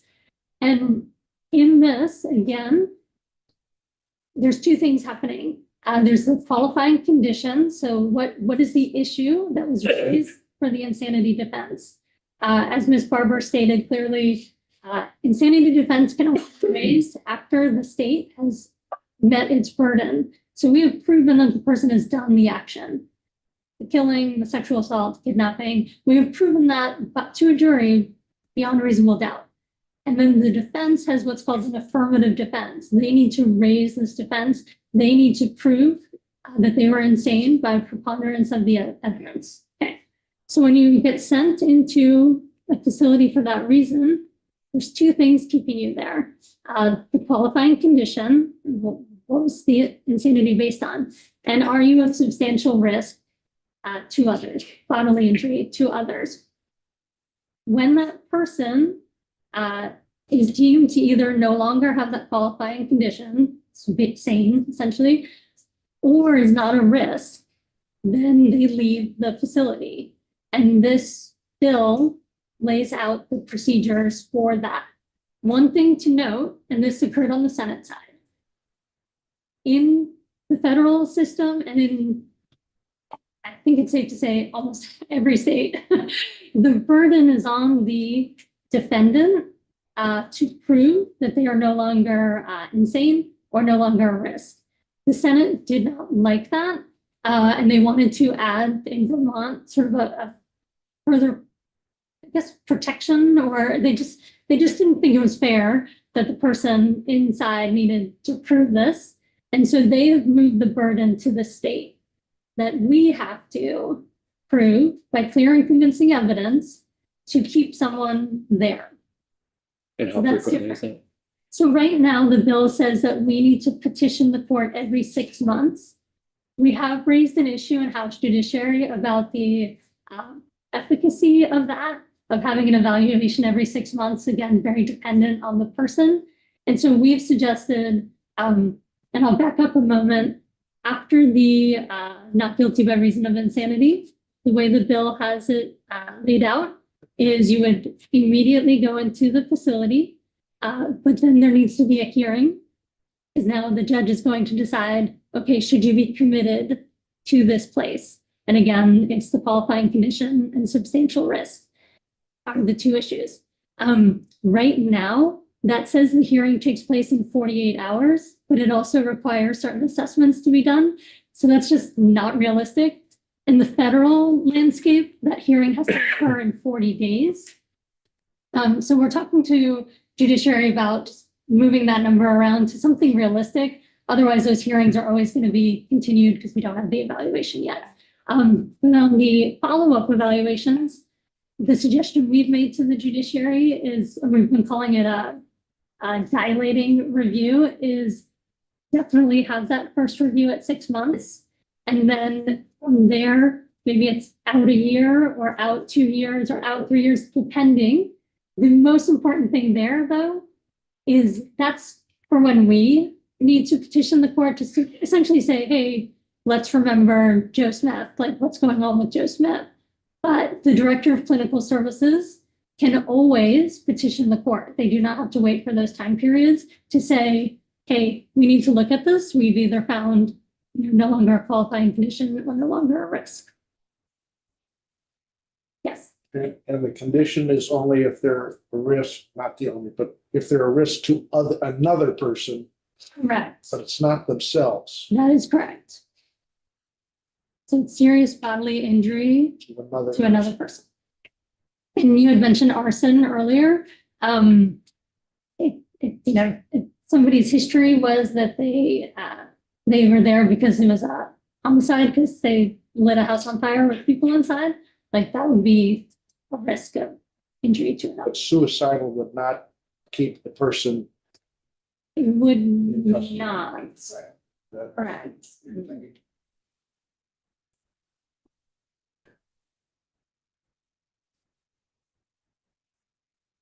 There, questions? I know. Just kind of processing. Which is a lot, and I'm happy to come back. Yeah. And I will leave this. It would be really helpful for us to see it. And I think a really important part of, and it's been going in, but then we definitely want to look at then where do you come out? Where are the places where you come out? And I do think that's incredibly important. And again, that is built into the bill to address the due process issues. And again, that we do not want people in indefinitely. We want people in this facility to either gain their competency to stand trial, or because there's a public safety risk and we need a safe place for those individuals to be. Good enough. That's good on the footing. And I will put there should be the word draft process because the process is, well, and for you to mark it up. As we change a few process things, over on the judiciary end, there might be a few arrows that move around here. Did you get one, Chair? Yeah, I did, yeah. Yeah. Oh, of course. Always. And I know for some, this is helpful, for some it's overwhelming, so if you find it overwhelming, just turn it over. To look at it. Maze on the back. Yeah, this is very helpful. Really appreciate Thank you, it, Kim. how some of us think. And I'll stay in the room, so in case something comes up for GSD. So, one question I do have, with the state's attorney, if a person is released, be it either the competency or the not guilty reason of insanity. Does the state's attorney have concerns about how they're monitored in the community under the bill? The way it's currently written, we support that the monitoring that is built in. So if you look at, if they've been in the facility, and now they're eligible for release, there are, directives there for what the person needs to do. And again, that's connecting how to keep them safe in the public. So who sets those? I don't want to say conditions of release because that has different connotation. Who sets those parameters or directives for how they need to be monitored in violations of any of those directives? Who sets those? Is it DOC? Is it the court? So it would be the court that would order that. And currently, as written, DOC would be monitoring that person after. You haven't been through it? And if the court releases an individual and they do hurt someone once they're released, is anyone accountable? I don't know. The person would be accountable for their behavior because one of the, well, possibly, competency is a fluid thing. So someone could be found incompetent 5 years ago, go through everything, no longer a risk, released, a new incident happens, we would start from the top and begin the process again. State can't be held. I believe you would address that through, judicial retention and decisions like that. But no, I mean, a judge is making their best decision with the information before them. Right. And the way this is designed, they're getting information from the Director of Clinical Services, any other evaluators, any other reports that are in front of them. And again, argument, no doubt, from both sides of what would be appropriate, so. Just the same definitional correction question that I had for the others. Would you have continued support if the bill indicated that the facility is not currently nor has ever been functioning as a correctional facility? Can you just let me know where that, Page 10, Line 11. section 4 starts at line 11. A forensic facility means a locked facility, and I'm suggesting language similar to not currently nor has ever functioned as a correctional facility. oh, I see. If there was an entity that could meet that definition right now, What if we had to build it? if you were able to create it in a realistic timeline, then we want this Yeah. facility in whatever format you can create it in. Any format, It- even a currently, if you- even a correctional facility as they currently exist. You think that that's therapeutic, you, but that meets a definition of therapeutic for you. If the facility within DOC, and that's what the Senate amendments were really focusing on, what standards are Yeah. expected. If yes, then Okay. we believe that would be, quote, a suitable facility. If you were able to create something right now and get it moving in a similar timeline, that would be something we'd be interested in and we would support. We don't, it's not that we want and like, DOC is the only thing that could do this. It is the only thing we have right I get it. now. And that is our, this is one of our number one issues for this year, and it has been for the last few years. And the fact that we've come this far, we're hopeful that you all have heard the need. And it's really a question of how do we get there? And again, realistically, if it is unrealistic and is out another 5-10 years, that's not going to serve the public. I think you need to look more at the language on page 11, lines 10 through 13, what the forensic facility, how it should be designed. And that was part of the Senate amendments from the language on page 11. As far as the design, that was all the Senate amendments coming out of Senate institutions and health and welfare. And that's important to know. Yeah. And in our world of construction, that raises a lot of decision-making that we're gonna have to make, because the facility needs to be designed and operated that supports a therapeutic, recovery-oriented, and trauma-informed environment, comparable to a community-based residential treatment setting. It's not a correctional wing. I'm sorry. And if we do that, which I'm not opposed to this type of language, but the reality is we would have to do some renovations in one of our facilities. That's the reality, because there's no way that any of our correctional facilities, the way that they're designed now, would be comparable to a community-based residential treatment. So if we do this, now this section does not come into, it's not effective until January 1st, 2028. So we do have some time here. But I think it's a fallacy to think that our correctional facilities are community-based residential settings. And to get to that, we really have to look at BGS and renovations of a wing or something somewhere to achieve that standard. That's the reality of that language. One last piece that I almost forgot. Since 2012, there have been, I believe, 6 not guilty by reason of insanity. 3 of those were felonies, 3 were assaults. One was a life offense. So One was what? one was a life offense. Oh, like, Somebody stabbing someone and killing them. not one of the three, but No, one one of of the, so six. since 2012, there's been one person that would be eligible under this current bill for the not guilty by reason of insanity. For the competency piece, we believe at any given time, there would be about 4 to 5 individuals that would fall under the criteria for the competency piece. So again, these numbers are small and they'll be variable. So we absolutely appreciate the standards that came out of the Senate amendments.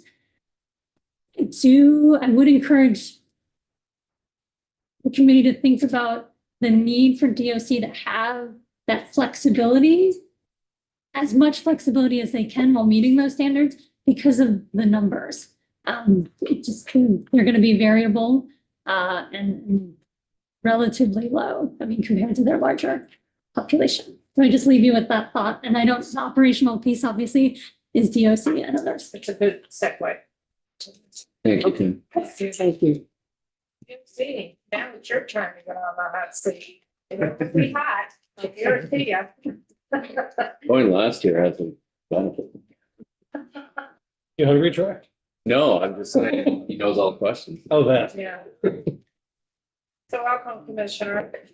Thank you. We're gonna be spending a lot of time on this bill for the next week, so I'm sure you're gonna be living in this committee for quite a while.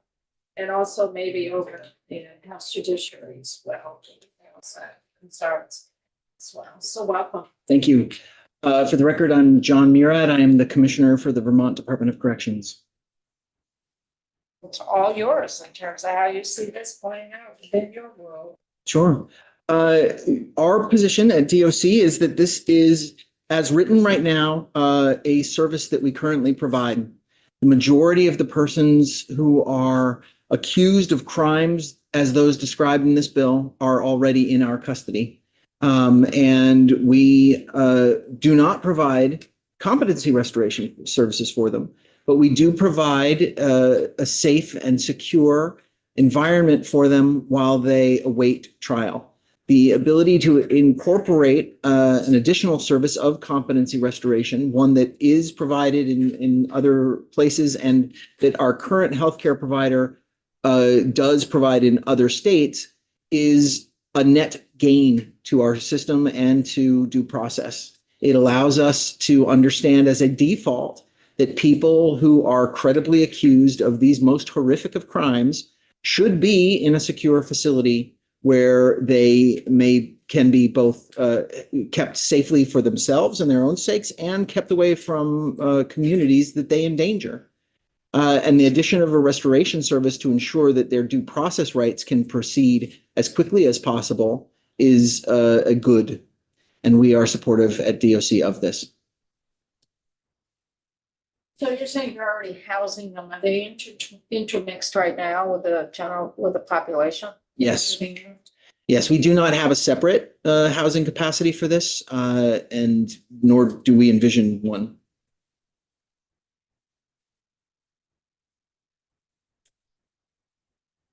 And the folks will be classified as detainees, right? They are detainees. These would be individuals who have not yet been sentenced and in fact cannot proceed with their trials owing to issues of competency. So what discussions has DOC had with our contractor about that services, and what does that reflect? What does that apply with that?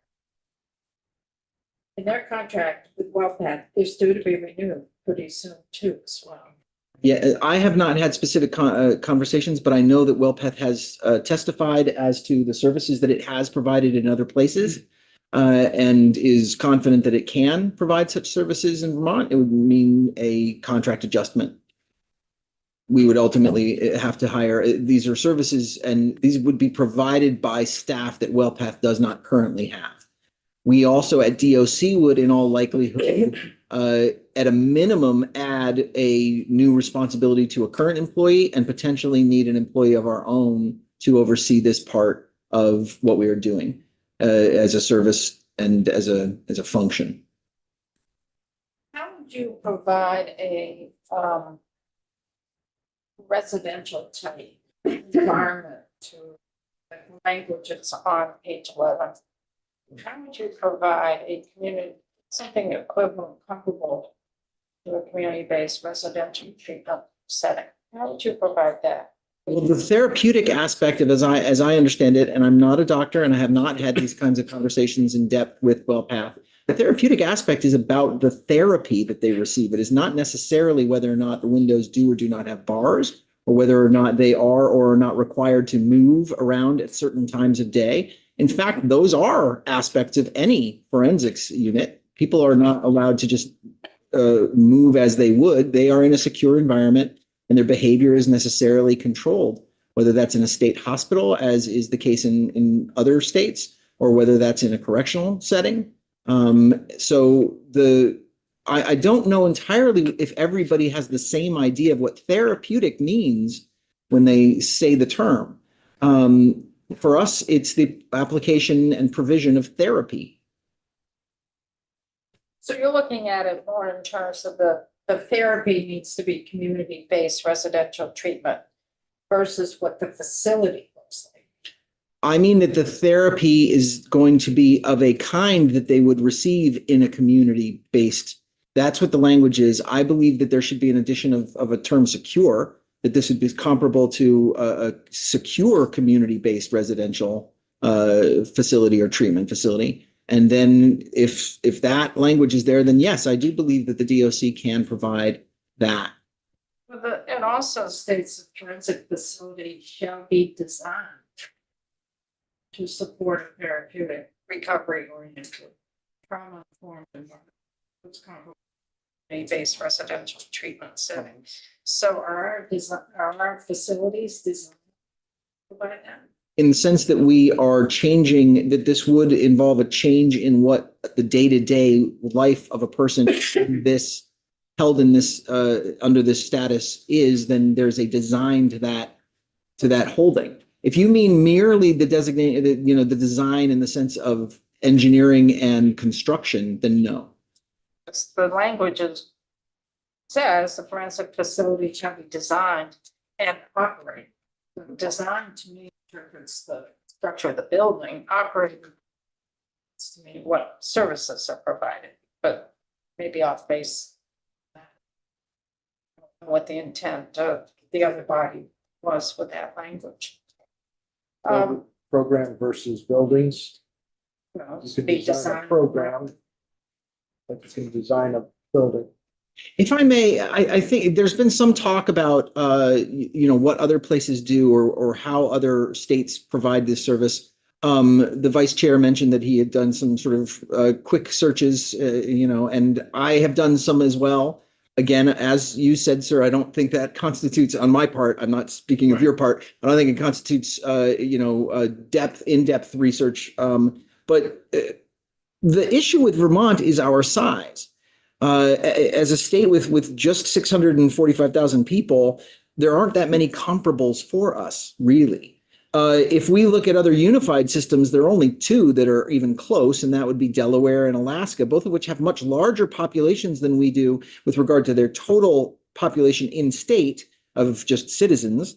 Alaska's, 737, and Delaware is over 1 million, just over 1 million people. In both of their systems, too, they have more people that they have in their unified systems.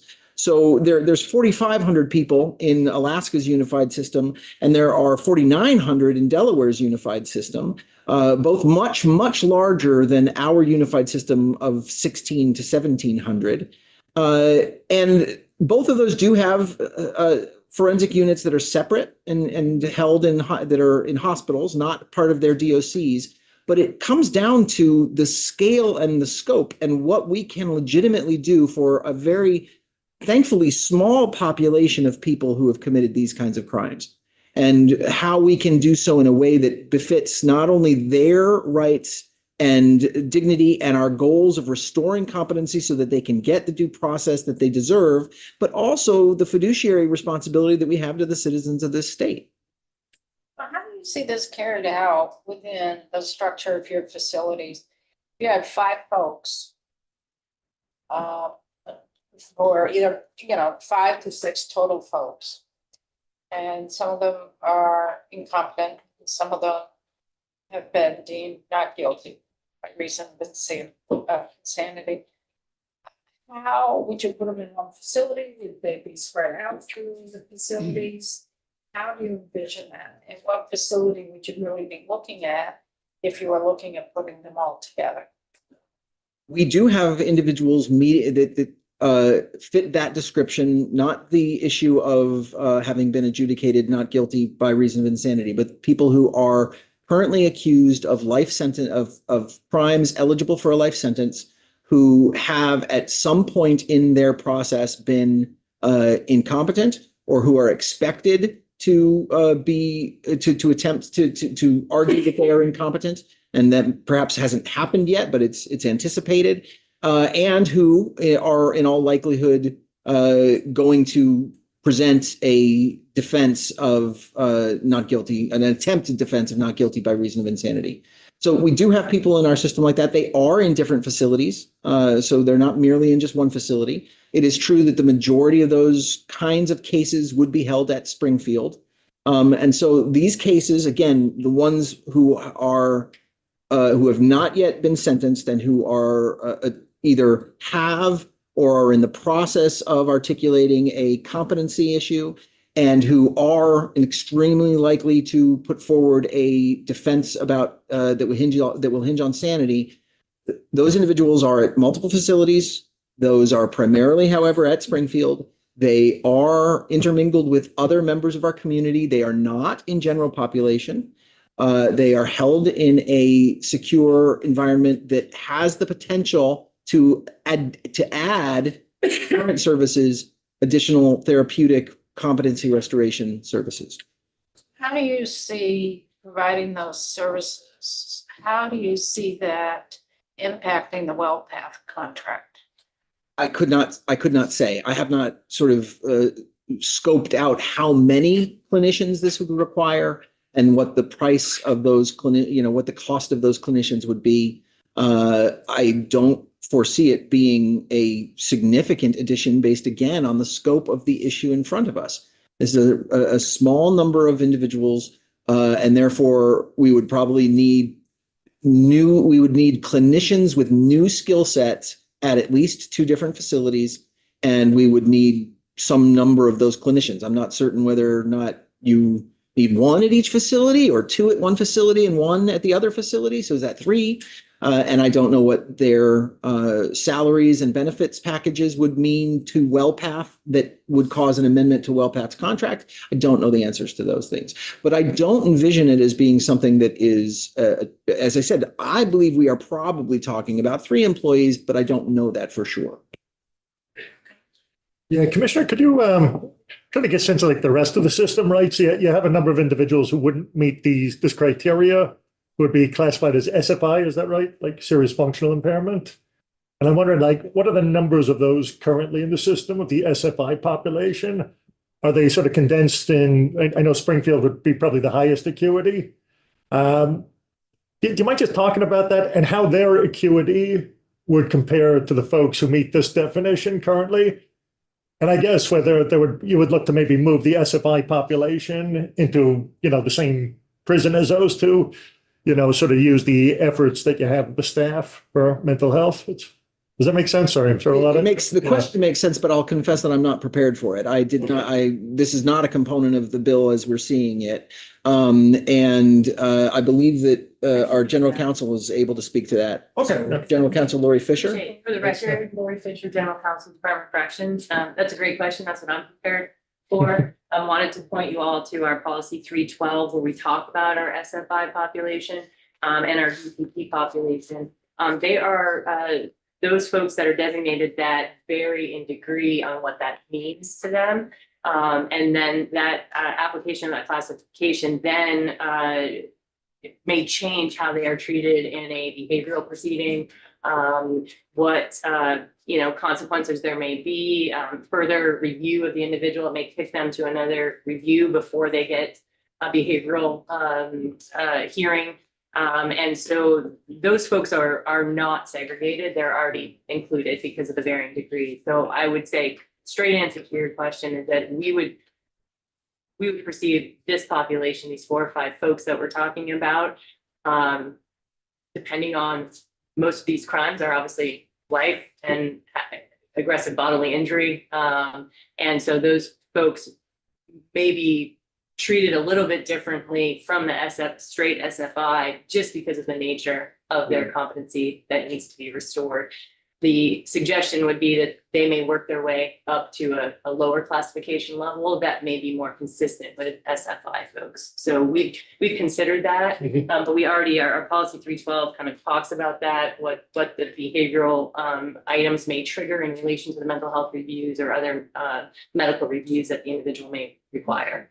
So I don't know if that answers globally, but those folks are all intertwined. We wouldn't expect that we would then like move them all to Southern just because of that designation. Do you have a sense of numbers, Laura? It's pretty high. I don't. I can Okay. probably get that for you though. I do. Oh, She's good, she's good. For the record, Haley Summer, Department of Corrections.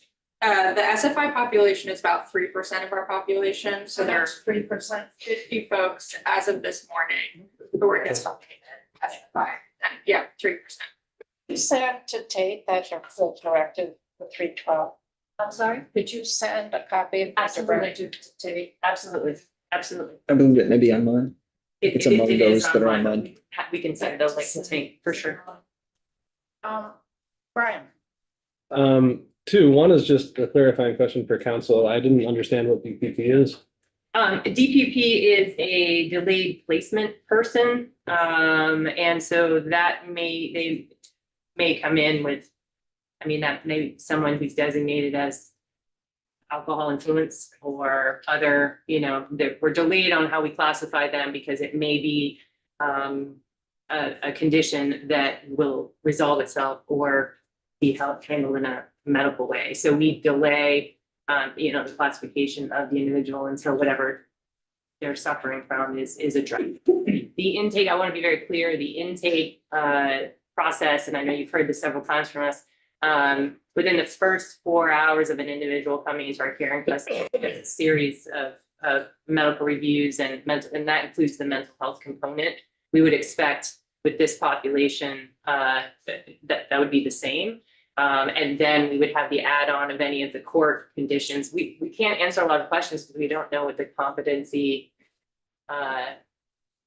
issue would be for the individual. But we would do that initial assessment combined with what the court has told us the individual is suffering from, and then put them through the review in the same way.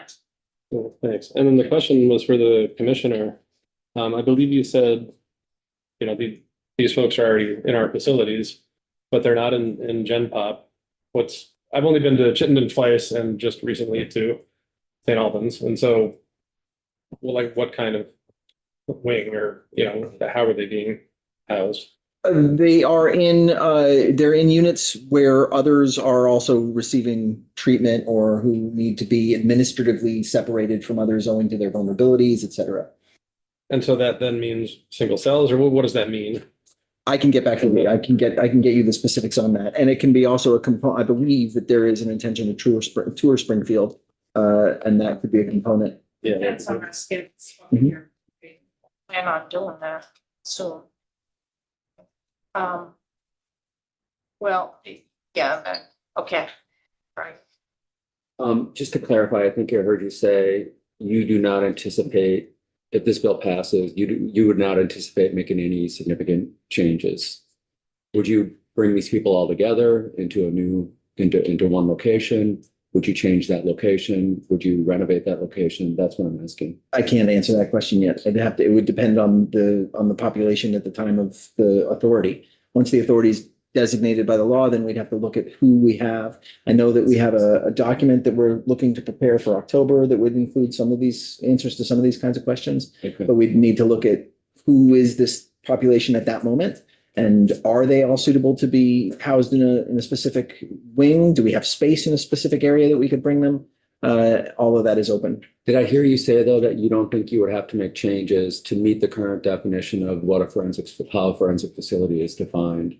A forensic facility, the chair already read it, shall be designed and operated in a manner that supports a therapeutic, recovery-oriented, and trauma-informed environment comparable to community-based residential treatment setting. Did I hear you say you don't think you would have to make any changes to accommodate A that? secure residential facility in the community, yes.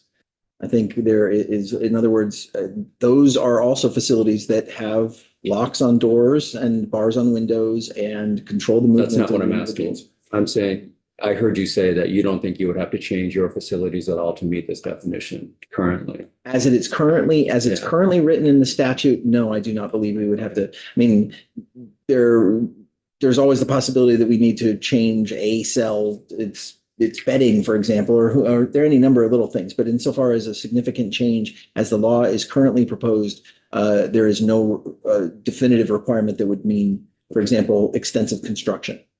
Thank you.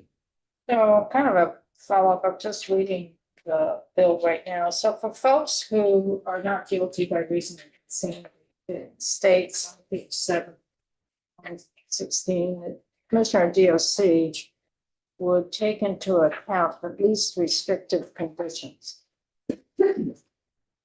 How would you achieve that? Least restrictive conditions, how would you achieve that? That is a more open question. This is not something that we currently provide. It's not something that's currently envisioned by existing Vermont law. And so we do not have individuals in our custody who meet this particular definition. That is more open. We know that there have been historically in Vermont cases in which, absent any involvement from DOC, there have been decisions made about individuals who have been held to be not guilty by reason of insanity, who have been judicially remanded to not state facilities, but to other kinds of facilities, rather than merely being set free, as it were. But there have also been individuals ruled not guilty by reason of insanity who have been set wholly free. And then others have had transitional periods where after having that sentence, there has been a transition period of, in one case, 90 days in a hospital, and then complete freedom. So it has ranged, it's run a gamut. I don't yet know what that would mean. Those would all be options that would presumably be available to a commissioner of corrections as well. The ability to evaluate, is this person's situation something that really speaks for a carceral setting, or something that could potentially be achieved in a median kind of setting. And so those would presumably be options for a commissioner as well. Chair, if I may supplement, when you look at our policy on this, there will be the standard is least restrictive available setting for all individuals that come into our care and custody.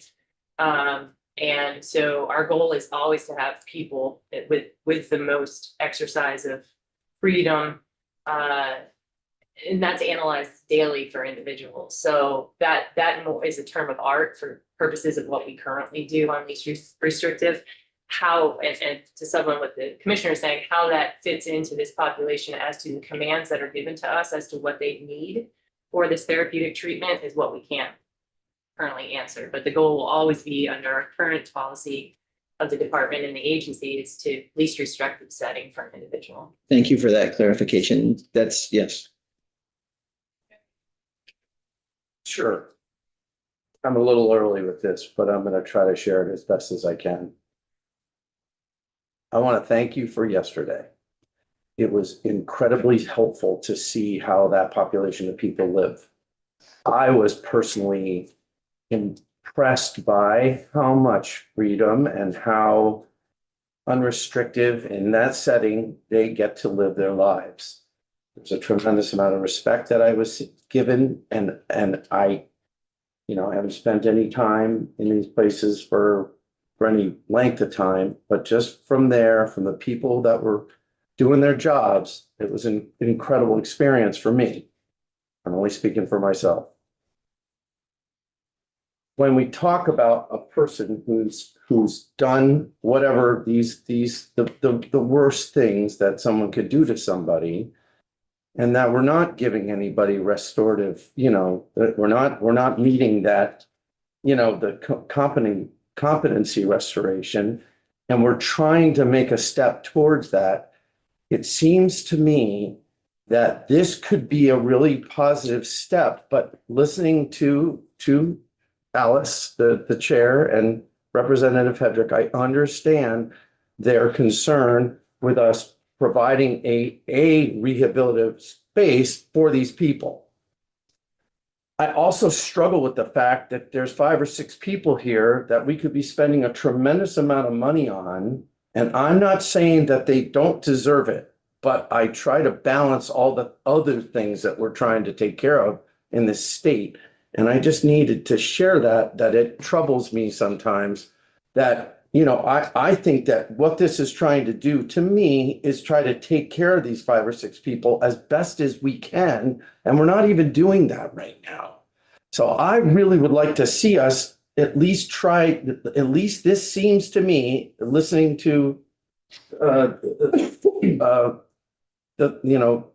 Kim earlier, McManus, I just feel like if we don't do anything for these people and we dig our heels in and we're like, well, we got to give them this space that I have come to realize takes years to happen. I would love us to at least look at maybe not being perfect, but trying to do these people a better service than we're doing to them now. I'm sorry I had to just share that, but I know that's not as well thought out as it could be. But I have faith in people like Dr. Euliger and the people that were in that mental health facility up there didn't seem like they were trying to take advantage of people or do bad things to people. They were trying to help people. I saw a dentist working on a prisoner. I felt that was really positive. And it really is important for me to not get bogged down in the perfection of a beautiful main facility for these people, but trying to help them as best as we can. Thanks for listening. Well, I got 2 things. One, I will second Sean in a shorter way. I think that it's, even if we have, and I think I have a more idealistic view of what I'd like to see, a step forward is better than no step forward. Being realistic. And the other thing though I have a question about is, I know Kim alluded to this, and all I could find online, the same thing, is that there's basically been one person not guilty by reason of insanity in like 15 years or some note like that. But then the commissioner seemed to have mentioned a couple of the cases of where things went. I'm not sure about that. Maybe I misunderstood. They're public record. It's Cruz and Perry are the 2 of which I know. Yeah, there's one after trials Right. in the last 15 years. Right. Because I do know that prosecutors drop cases and stuff. I know that. But which brings me to my second point. If we do something like this, are we going to have more prosecutors, state's attorneys, whatever, not dropping those cases? I mean, nobody can say what somebody else is going to do. But when I see, like in the news, that I remember when it happened, like there's 3 cases in not that long of a period of time where they were dropped because they didn't think that they could win the case. So are we going to move toward moving forward on those cases rather than be like, oh, we're not going to win? I don't know if that makes any sense at all, but it's just when I'm Direct. Would you like to- I'm just, as a basic thing, whoever can answer or nobody, it doesn't matter at this point. But Well, for the record, to make balance, Department of State Attorneys and Sheriffs. Again, distinguishing the 2 groups. Mhm. For folks who are confounding competent, if there is no competency restoration, at some point, there's no due process that can be given. Eventually, the prosecutors do have to drop the cases. They're either well, my question their specifically, operating court will dismiss a case depending on and there's various mechanics of that. And so, yes, if there is a competency restoration program, then we are able to move forward with those cases. Now, if somebody's raising an insanity defense, that's what.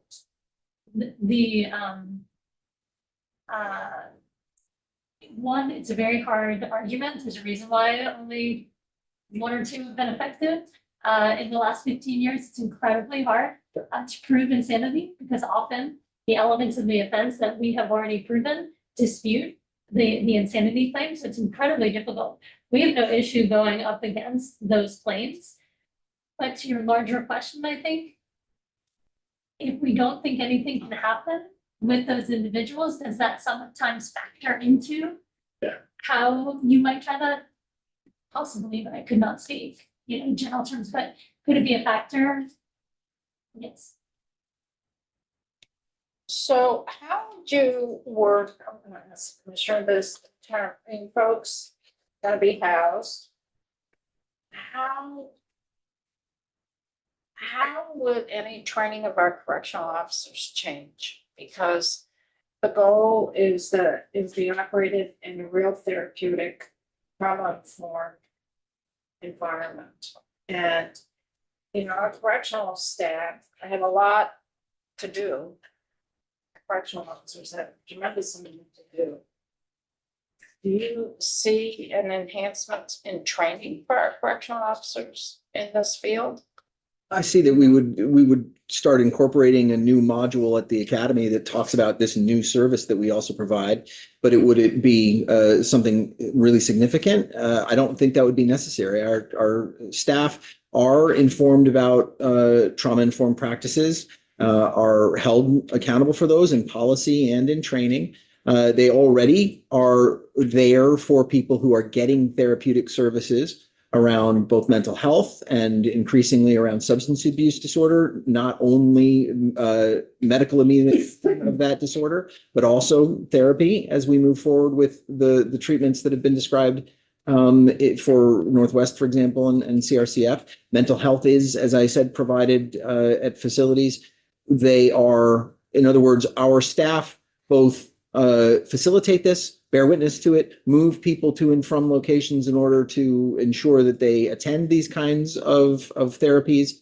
And this would be another and new kind of therapy. Really, the difference between inviting a person who is held and has already been sentenced for a lesser kind of crime, but who has mental health treatment and is going to that plan, and a person who is being held detained pre-sentencing for one of these more serious kinds of crimes and ensuring that they are attending a different kind of therapy is not of relevance to the CO1 or CO2 who's facilitating that movement and ensuring that the person is going to the appointment. They're not the ones providing that treatment. They need to be cognizant of what treatment is and whether or not a person's receiving it. They need to be kind and compassionate in everything they do, irrespective of whether a person's in Gen Pop and is obstreperous, or whether somebody is in an administrative housing and is receiving different kinds of treatment. But would it be a significant change? I don't believe so.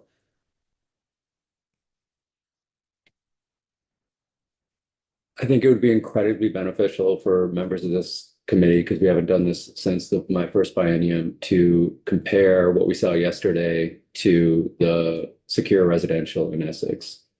Another field trip? Yeah, I'm being serious We do have about this. To the contrary of Rep. Sweeney, I can't get there for this with what we're trying to do and define as the sort of facility that we need for the forensics population, regardless of how many people that is. I don't care if it's 2 people, 5 people, 25 people. That population needs an environment that is different from what the Department of Corrections is charged with providing. And when I compare, I don't know if the other group walked into cells yesterday. We did. We walked into cells. I cannot define that as a therapeutic, recovery-oriented sort of environment, especially when I compare it to what the secure residential facility looks like in Essex. That to me, in my head, when I get into what does a forensics facility look like, it looks like that in my head. I'm more than willing to be corrected. So, yeah, and our facilities are incredibly outdated. And I'm not willing to do good enough. I'm not willing to take a baby step forward just because it's our only option. We're on a very, very slippery slope when the Department of Corrections is asked to become the place where these people go. right? We're not far away from saying, from criminalizing homelessness. Well, DOC has beds, right? That's the slope that we're standing on, and I'm not being hyperbolic here. So I appreciate all of the testimony we've heard today. I've got some really significant hurdles in front of me to get behind this bill, really significant hurdles. And I don't see our facilities right now as being what we're looking to construct. I vehemently agree.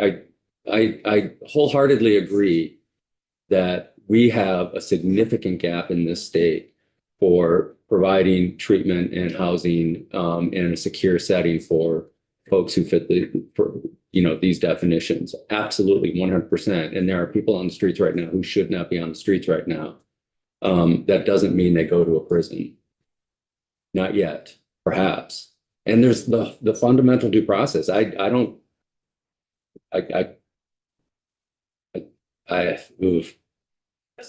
can't get there. Take care of the folks, we want them in a safe, secure environment, but be a healthy environment. That's the crux of the issue. Kevin, to get coming here. Troy, I hear your heart, but what I'm hearing is the bottom line is currently without anything in place, this is what's taking place. And this is at least codifying something that is a springboard to improve from. I don't believe it's a springboard. Well, that, if We're not building a correct me if I'm springboard. wrong, what I'm hearing this is basically codifying what we're currently doing. I think that this adds an element of default to what we're currently doing in the sense that it establishes a default in law that persons accused of these kinds of crimes who are not safe to be in the community will by default be in corrections and be offered what's not currently offered of competency restoration rather than what we've had in the past, which is individuals sort of yo-yo back and forth between being in custody, competency is being argued or is determined not to be there. Then they're moved out of that of a custodial situation into perhaps another kind. And then there continue to be issues. Sometimes competency improves, sometimes it doesn't. And they come back perhaps to DOC. I think that kind of instability and of uncertainty of where they go is not helpful. I do think, however, that it can always be a prerogative of any court. This is a default, not necessarily a hard line that says must. I think any judge can look at the situation and make different determinations. But this clarifies that the default is that the person is held in this way. And I do believe that there is an element here for me as I have contemplated this, and I've shared some of the concerns that I see you articulate, Representative. But I do believe that ultimately I am unwilling to let the perfect be the enemy of the good. I do believe this works. It works for the individuals that we currently have in custody. It would clarify for some who have, as I said, yo-yoed, that this is a place, and it would improve what we are doing by offering a new service, that of competency restoration. And are there better, more perfect solutions? Yes. Is this a good solution? And is it one that also, as I mentioned, meets what I believe are my fiscal responsibilities to fellow taxpayers? I think so. And again, I hear too the notion of just because it's a small population does not mean that we wish to treat that population differently or inadequately. And I didn't mean that you were accusing that, but you said it doesn't matter if it's 2 or 20 or 5 or 5. And I agree with that. I do. But I also understand that there is, again, the reason I mentioned those other states is that Alaska has maybe 12% more people than we and has well over twice as many people in custody. Delaware has just like, I don't know, it's not quite twice as many people in its state population, but it too has well over twice as many people in its custody as this state. That to me says we are already doing something different and something I hope that is better insofar as the percentage of our people and our fellow citizens that we send to this. But it also means that there are different economies of scale at play when we think about these these most terrible, but also thankfully most rare kinds of situations. Yeah, I understand the argument. I'm not to the point where this is good. That's fair, sir. We're gonna spend a lot more time on this. I think we also need to spend time as a committee to really vet some concerns and questions for further testimony. You need to cut, it's after 12. I have a meeting at noon. You had. I have most gonna happen. But we're gonna be back. As I said, we're gonna be really working on this bill all of next week. Thank you. Block out your schedule. Thank you. Thank you. Thank you for yesterday. You're not off the hook. So for the committee, we're on the floor at 1, and then after the floor, we have the testimony this afternoon. And I do have to be in Senate Institutions Committee to go over the Capitol bill.